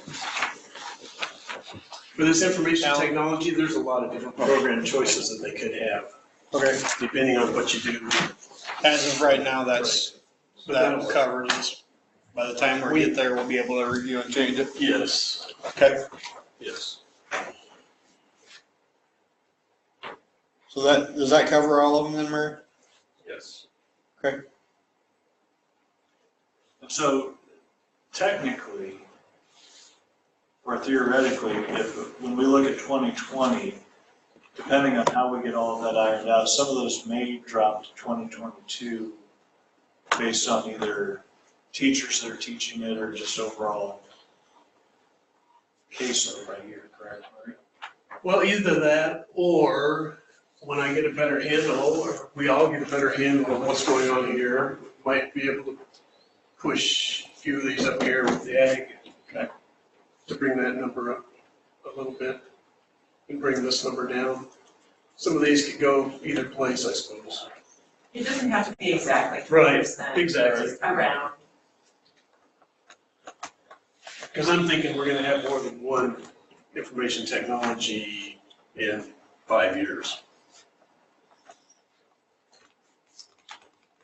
Is there anything else with this chart? Not liking the timeline? My opinion is probably this is good for now because we can always come back next year and adjust. Quick question for you, you can change it to whatever you want to. What does this process look like? Is this an in-house process? Is this one they're doing as a group? What does it look like for, and the other is, well, maybe that's just the best question to start with. That's probably the best question, and it's mostly, it's teacher heavy. It's looking at a lot of things in our program. Is there a checklist that we're going off of? Or I mean, what is it? I just haven't seen that yet. Maybe I'm behind, I apologize. You are not behind. There's 6 components, six components, and each component has indicators to them. And then with each indicator, there's actually a rubric that says below expectations, meets expectations, and above expectations. Evidence has to be. And then you have to provide evidence. And we're the one evaluating this or No, the the state? teacher would do that. But I mean, Process starts the teacher. we're filling this stuff out and then it goes into like, almost like our, now desk audit or whatever, or where does Then it? it comes to the RPP. The RPP looks at it and says, with each one of these, in each of those 6 component areas, and they say, to me, it's not, approval is a misnomer, it's a self-review. Sure. And you say, okay, wow, we really aren't very far on this, so we need to get further, and you make goals. And then you give it to the RPP, and the RPP says, oh, these are great goals, or you're not pushing yourself enough, or whatever. And then maybe you can also determine what professional development, if all the FCS people are doing theirs at the same time, you go, wow, we need some professional development in this, target your dollars there, and then it goes to the state from there. The state is the one that will get the final approval. You will forward, the RPP will forward to the state for recommendation to set of programs that, it's a way for you to know what program is going on basis and to make future decisions about how, right now, I'll be blunt, you're shooting in the dark in some sense right now, but having that program approval will give you a sense of how to sort of target and customize the plan and make it more useful for the RPP and useful at the local level in terms of moving that forward. So by that point, when we're sending it on to you, it's our collaborative, everybody's together going to On you. those, yes. And then we're getting evaluated as a group, is what you're saying. And it'll be reviewed by Lisa and it'll be reviewed by the service area consultant in that, much like we do that in the, at our community college level. Yeah, that's what I wondered, if it was gonna be more of a deal where, they meet. Right now, we're in a group, so I can do that. I just didn't know how that works. But we're not in the approving business. That You're approval, not in the- because we don't want to be. Oh, no, you're not in the, I think you're not in the approving group, but you're just basically you know, unless they send you a timesheet, but at least yours is Our current basically- state is different places, and we want to support each other. Yes, Yeah, exactly. each other and asking each other questions. No, the approval, we are not even we're not saying that, at this stage, I am safe enough to say that no program will be denied approval. It may be sent back because we need more information to get that, but we just take, each program is taking stock and finding a baseline from which they can approve over the next time, I will say, and I've said this publicly, that next time, if the program there's no improvement, we can then at that point have a discussion about where that program goes. But in that development, evaluation, and improvement, then, that's where our goal number 2 of providing professional development should that work, both in developing and reviewing the plans, as well as meeting the needs that are identified through review. Actually, all three, I mean, career guidance, equipment, it may be because that program couldn't get to the next stage because it didn't have the right equipment to do that. And so, you know, that's the intent of the program approval process, not to say, yes, you have a good program, or no, you don't. Okay. Component 4, the guys we saw, I appreciate your time, your patience. We're coming up on the 2 o'clock hour here, and there's still a big chunk that we need to get done. So let's see what we can get done in the next 10 minutes. So this is from the guidance document that says all CTE programs must maintain advisory councils, which are oriented to blah, blah, blah, give advice, assistance in establishing and maintaining the RPP, and then it said the sample language is provided in blue and consider the following questions. So from there, and again, so that we wouldn't have to work from a blank page, we have taken the sample language, we have put it in there. The partnership will utilize the following process as necessary in coordinating and facilitating local advisory councils for career and technical education programs.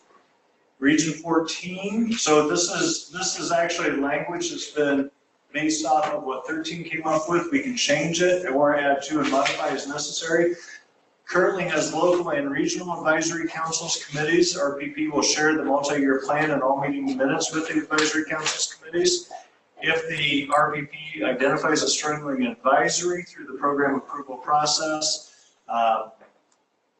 we'll utilize the contacts established to fortify the advisories. Additionally, the feasibility of revamping the current regional advisory committee to smaller program committees will be examined if or where appropriate is established. And then the role, actually, Murray, correct me, I believe this came out of bylaws of the RPPs. They're the same in every region that I have copies of. So any questions with that, or any suggestions, comments, or revisions? Okay, here's probably, I don't want to get stuck here, but here's where we'll spend a little bit more time. So component 5, use of funds. Let's go to our guidance document. And this is where Alan, we started earlier in terms of talking about that priority matrix and how we are to use funds. And so what we need to do is talk about the amount we have and how we might begin to expend funds in each of our goal areas. And I'll go back to talk about, or the sample language is below. The RPP details the process to be utilized for use of funds that are designated per Chapter 46. Shall comply with the requirements, be clearly connected to the goals, objectives, and outcomes established or that we have established earlier on. Okay? So, there's the language up above. Created just a chart. What'd you say? And I do not have, so, and then hopefully we've got our date. What do we, 523. Okay. So it'll be 18.43.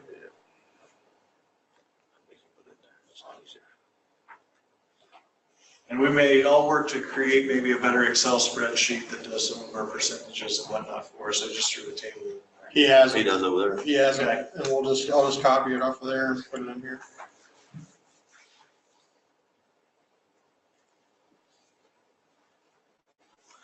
So one of the things that we know is a given is that we are using our RPP funds to work with Murray and have him be our coordinator for the RPP. Correct, Murray? That's correct. So that'll be money that comes off the top. Thank you.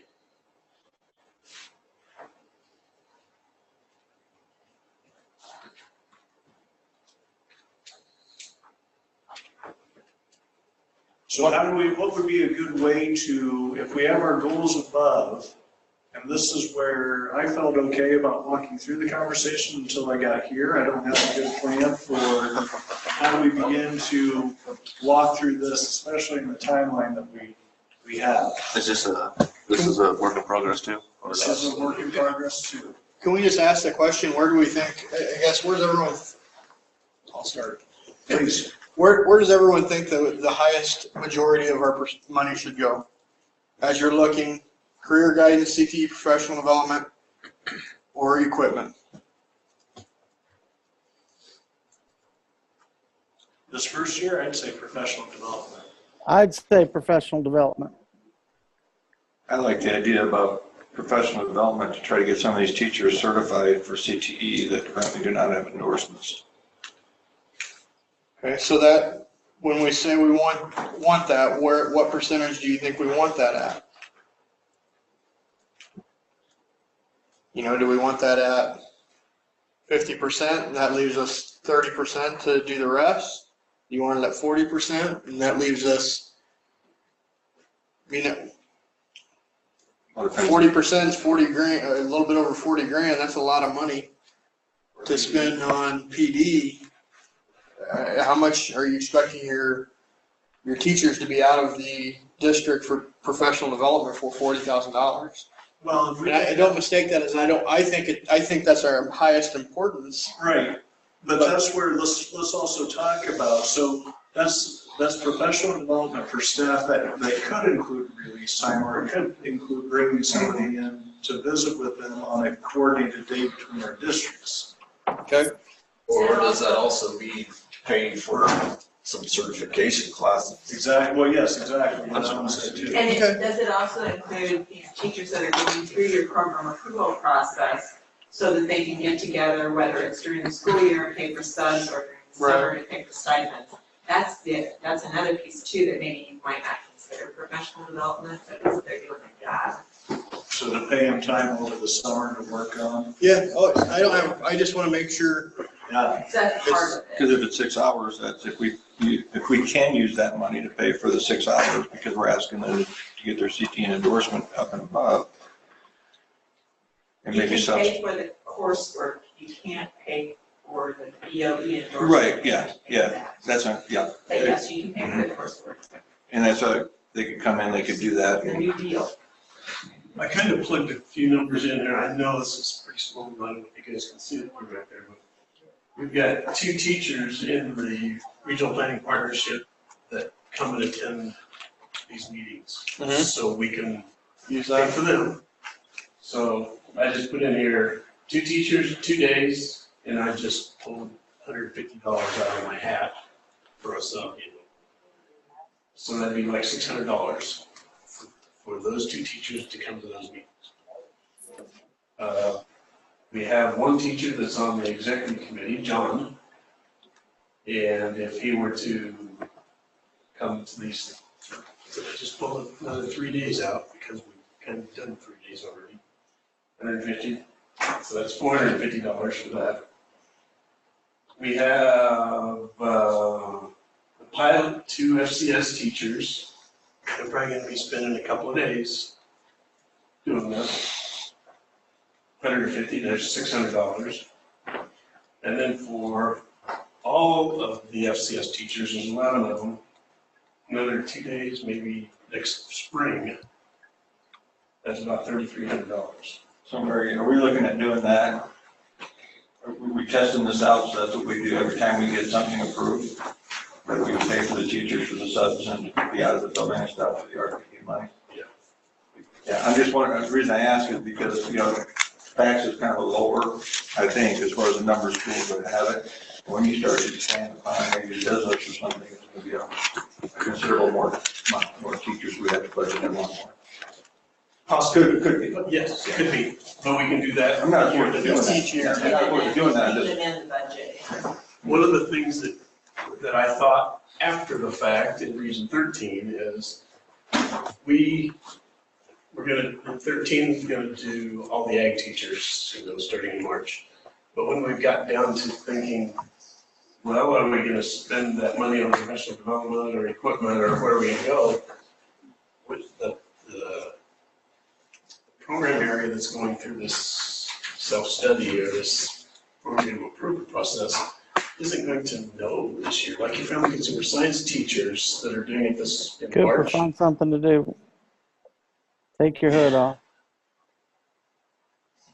Talking to a kid in the classroom. Yes.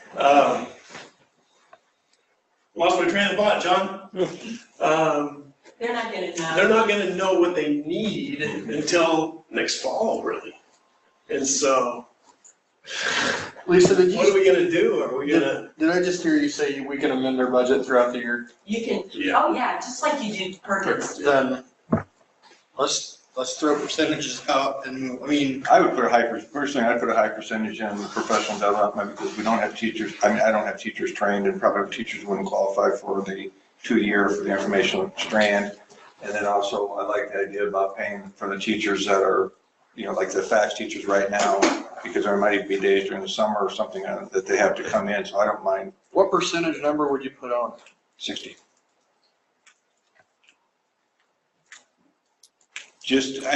My thing is, just fax might be a low number, but it's gonna be down the road. I know we can amend it, but you look at some of them. There might not be, a lot of people want to take the Okay, certification so stuff. I'm gonna have, I'd like a lot of my teachers to take certification because I don't know from year to year if I have to resign. we're sitting at 78% then. So we got 22% left to spend. Well, I think career guidance can be zero, so I can say that because I'm one of the few districts that pay for it to what you're using. But I think if we were gonna look at maybe doing one common thing across the board, that would be different. If everybody was gonna use Cooter, I think we could allocate money there, but the way, kind of what I hear people say, they like to use what they're using. So I think that's a district's choice. If there's a free one available, you choose to go somewhere different, that should be the district's responsibility. Where you want to throw numbers in, and then we Career can. guidance $1,000. could also be interviewed. Cost you $1,000. So, just to, What right? do you mean when you say that?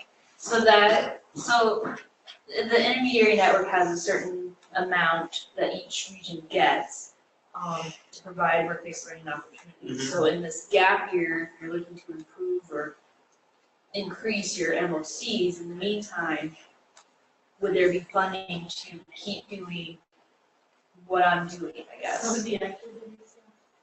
And then after you determine, ooh, we need more, and if your dollars don't do it, then you can stick some in there. And then it isn't paying for the software, it's paying for other activities.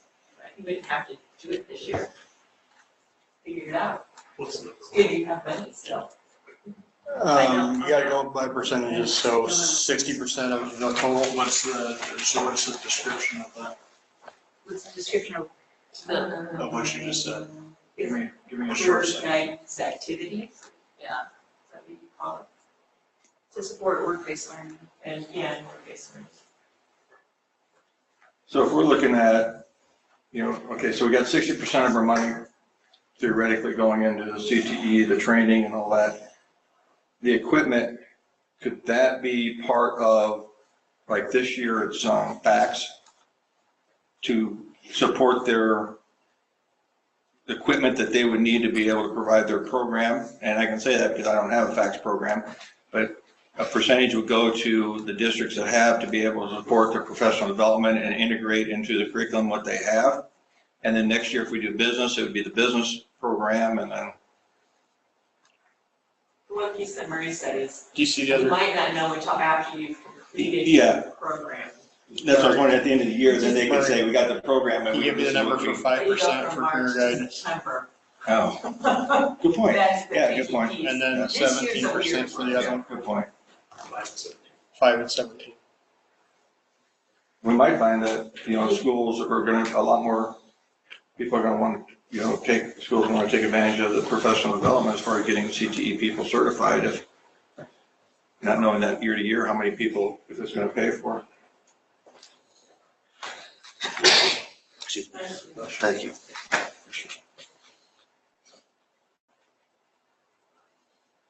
I think, to me, the total number of professional development seems a little bit high. What was the 5? We're looking at possibly 550, developing some programs and different things. With equipment as low as it is, and I think we feel like we're pumping all of our money into the PD aspect of it. The amount of money that we pool together for subs to give people together for training doesn't necessarily handle the certification piece of it.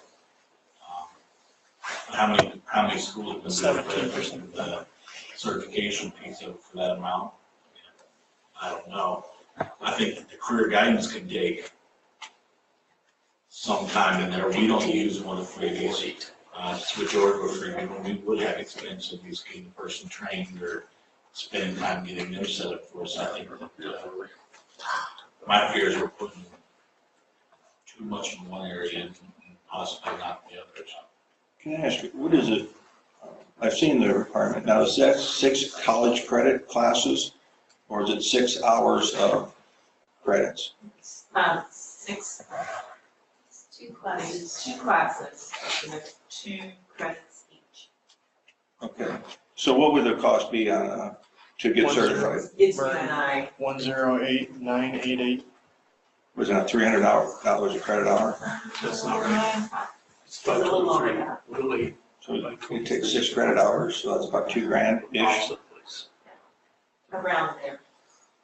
So it'd take at least $2,000 per teacher, I guess.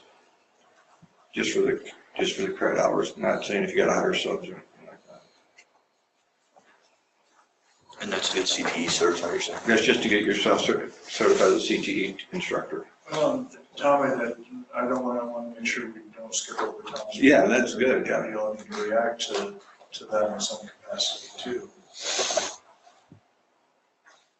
Again, knowing that, 1, all these are shots in the dark because we don't know. 2, it's still a draft because we have to take it to a full advisory council to walk through. I think that at the minimum, we just have to be able to say, so here was some of the thinking that we had. What do you think about that? And Lisa, I heard you say we can adjust as we move forward too. So Tom, if the thought is that maybe we take, Alan, even with some of the certification, do we lessen that professional development category somewhat and strengthen either the career guidance and or the equipment? Just to have a bit more funding in there, because I don't know that we have anything specifically even in the area of equipment or career guidance in mind. And you said your budget is out already in November. Right. And so if we were looking for any type of spring activity that we wanted, if we looked at Ann and said, Ann, we want you to get something put together for this area, she'd say, great, but how are you going to fund that? I guess that's my thought about equipment. We don't, I don't, is it going to be something, I have kind of a mindset as far as where this money could be allocated, how to use it, but equipment, I know how I could use it, but if it's a RPP decision, it might not fit into what my needs are because everybody has different programs and needs, but, right. So I'm trying to think more conceptually. Do you, is that okay? Can I use your first name? Sure. Chief. That's easier than saying his last name. But 2 points. One is although the legislation says that this has to be submitted by June 30th next year, we are actually through guidance, we have recommended that this be submitted by the end of the year. The reason being that once we approve this plan, you can then start spending the money. If you recall from last year, we were all struggling quite a bit to try and get this through.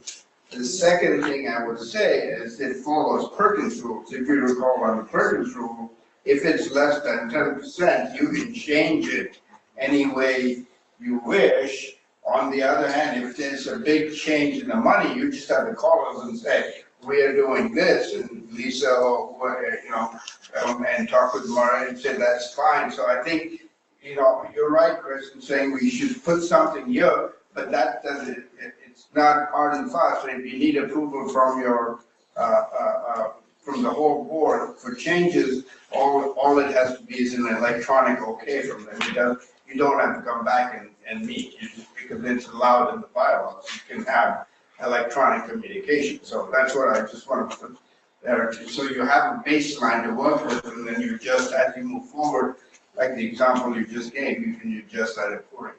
Real easy to amend your budgets. You do. Marie and I do it all the time with consortiums. Well, so even knowing that though, let's talk, how comfortable is this group with the percentages as presented, or would we like to tweak them a little bit? Knowing that there's still a whole lot of definition that would go into anything that we would do.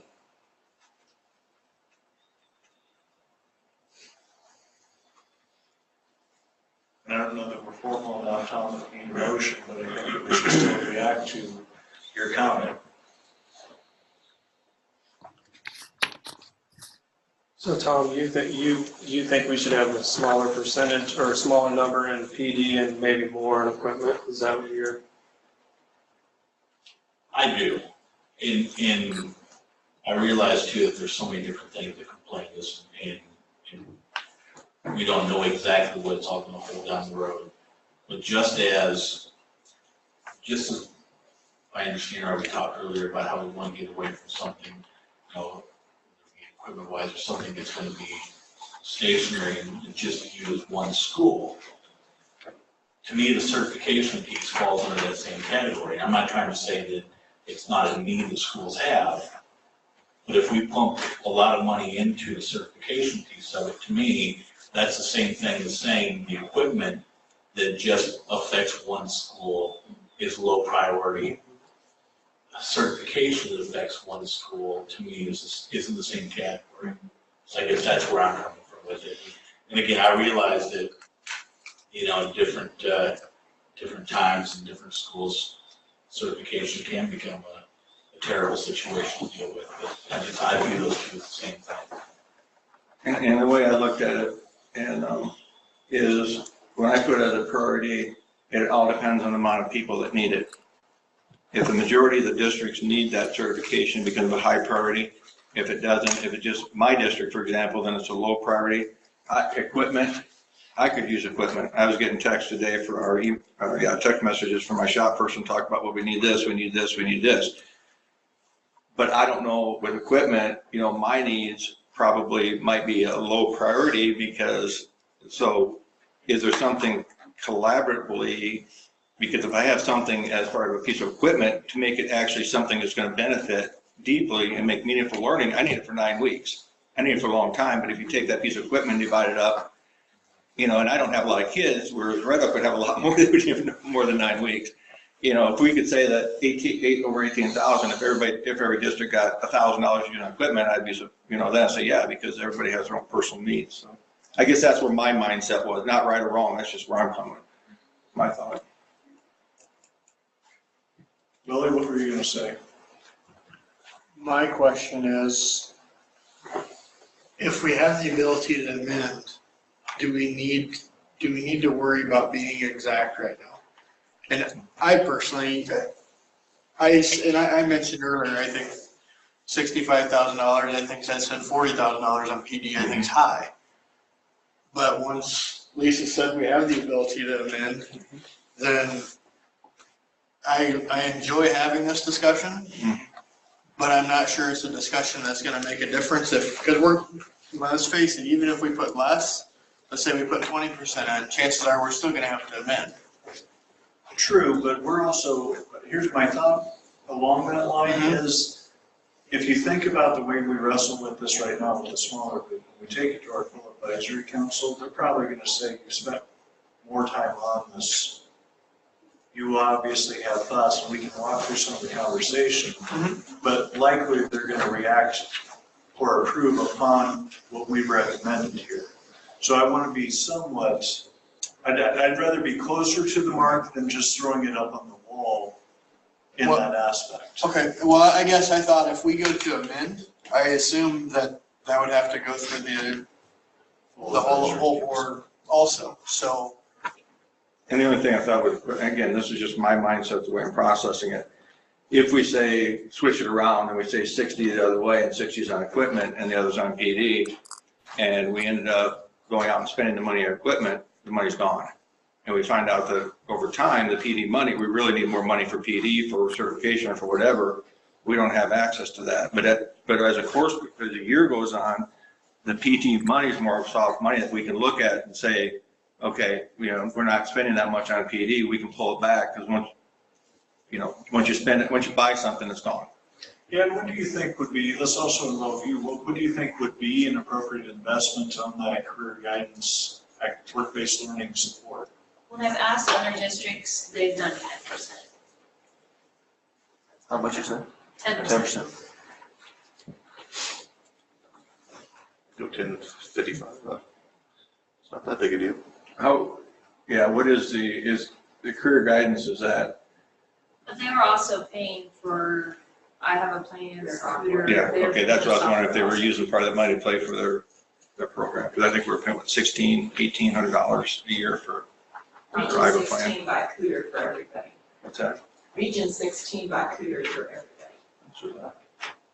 Well, we got a break, but it was a lot. Recruiter's their base pay is how many buildings, academic buildings you have, and students. They have 4. Right.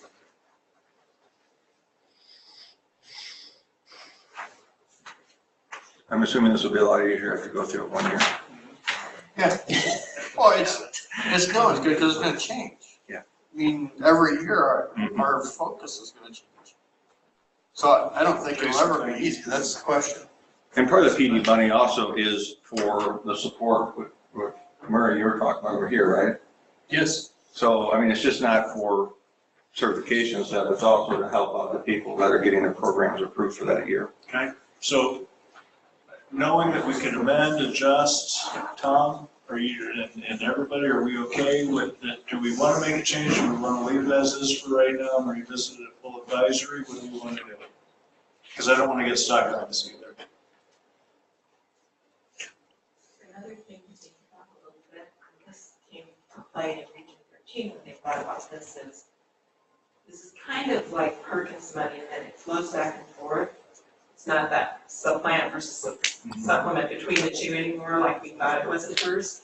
And so if you are spending, in your consortium, spending some money for professional development, there's potential, some of that professional development you were doing in Perkins can now be taken care of in the RPP. And so then you capture more money for equipment in your Perkins. So like we send some of our teachers to national conventions. That could be paid through this. See what Region 13 did, we took like $30,000 off the top of I kept my mouth shut during that email. You can repeat that to me. For $300 a piece for every CT teacher. Well, we're gonna change that and move that $300 to the RPP, and then that will just raise Perkins amount. For purchasing equipment. But we could take like the FFA, when they go to nationals, out of here rather than.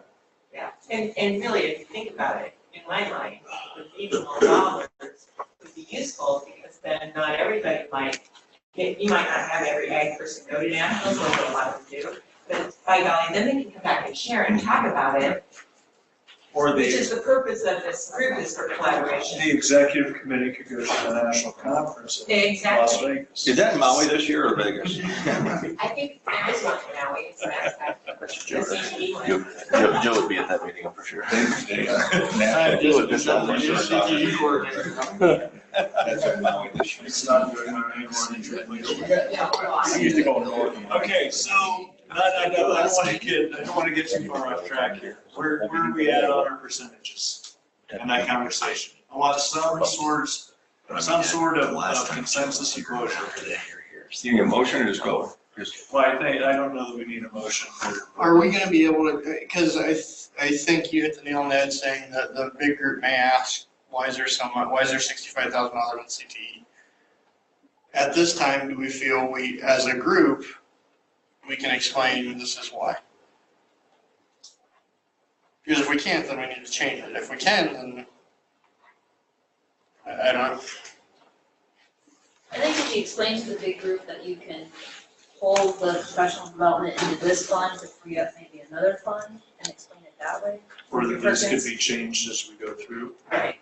And we're helping teachers. In my mind, if I was talking to the group, it would be that money is to help since everything's new and the CTE requirements have come out where they need 6 credits to help people get certified in areas that maybe they've been teaching 1 year, because it's 2 years they can get certified, to help expand the amount of people that can teach CTE classes, but also help out with the teachers that are under doing the plans to help pay for that.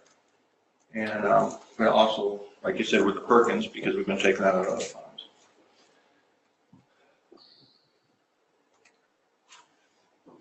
Even if it's not everyone's exact thought, can we move forward with it? I'll go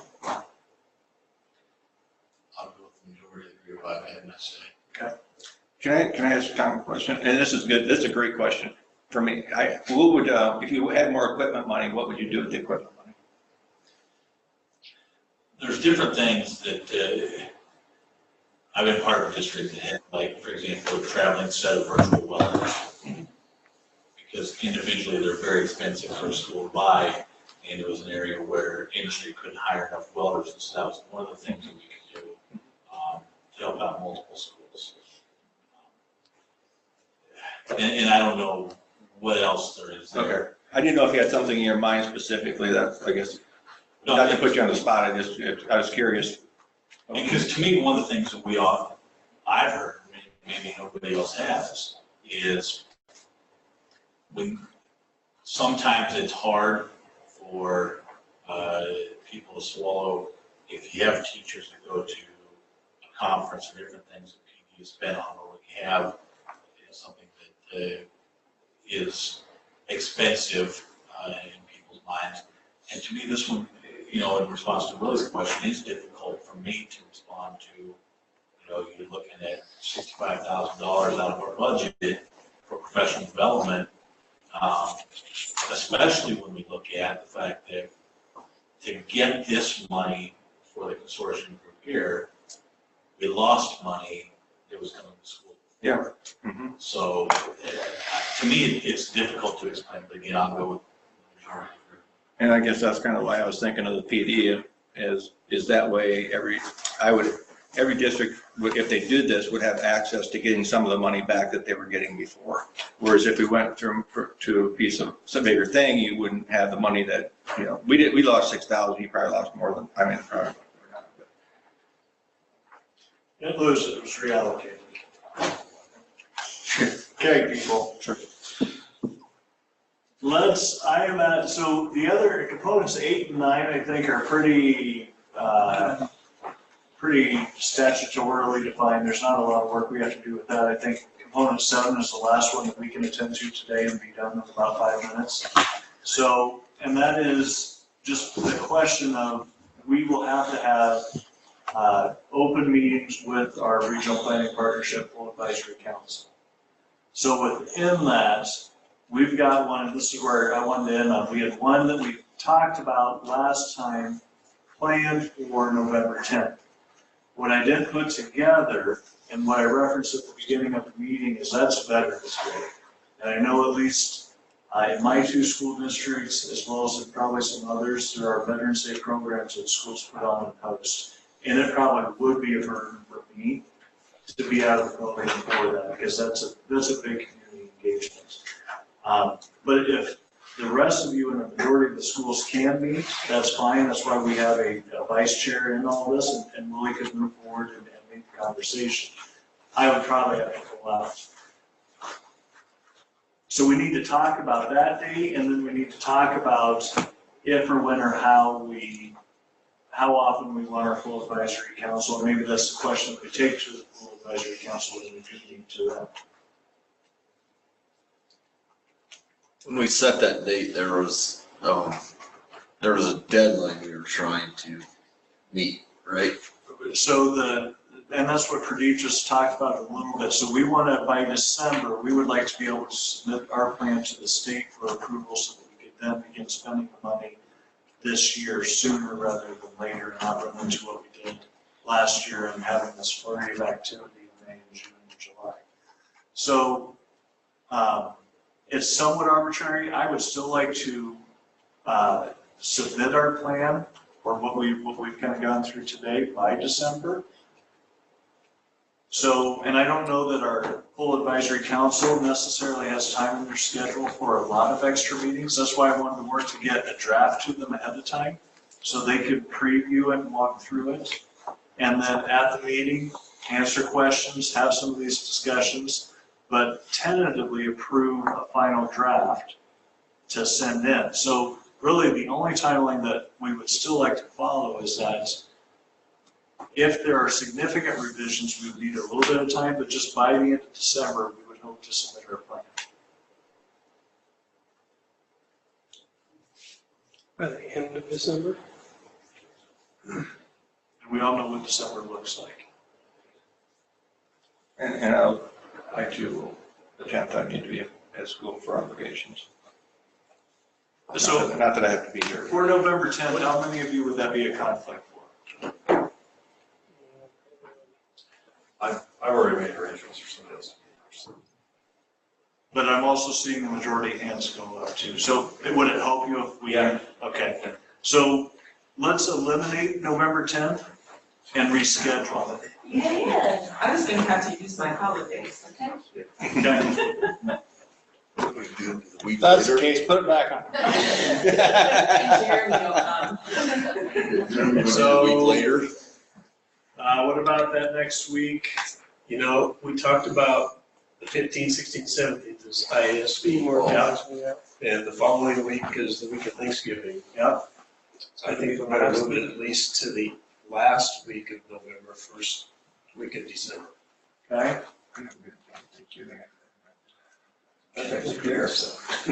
About the 28th or 30th. Well, and if you get this out early enough, can people make comments on it and stuff? You start Yep. Casey said the 28th or 30th. So that Tuesday or Thursday, Casey? Yep, right. Either of those days work for me. What was the date, I'm sorry? 28th or 30th? 28th, November 28th or 30th. And that'll be in Crescent.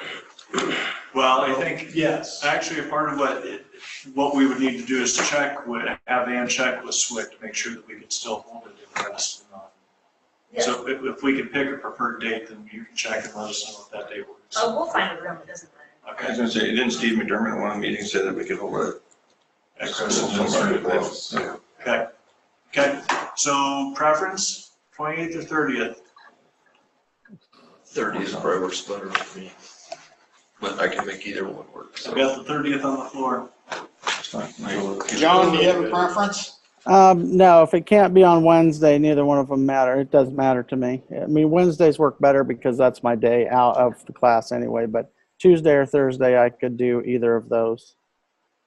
I have probably the 30th because I have a basketball game at Murray, on the 28th. Okay. So let's put the 30th down on our calendars. Thursday, 9 o'clock.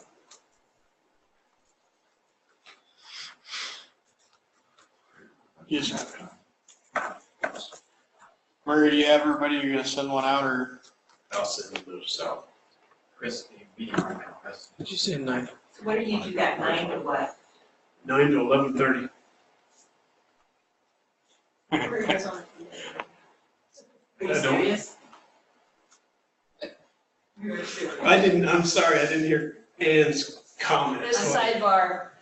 Oh, yeah. I think you threw something harder. That'll be. Actually, when I told Ann, I said I don't know, I haven't. 11:30 because I didn't want Southwestern to think they had to be dispatched.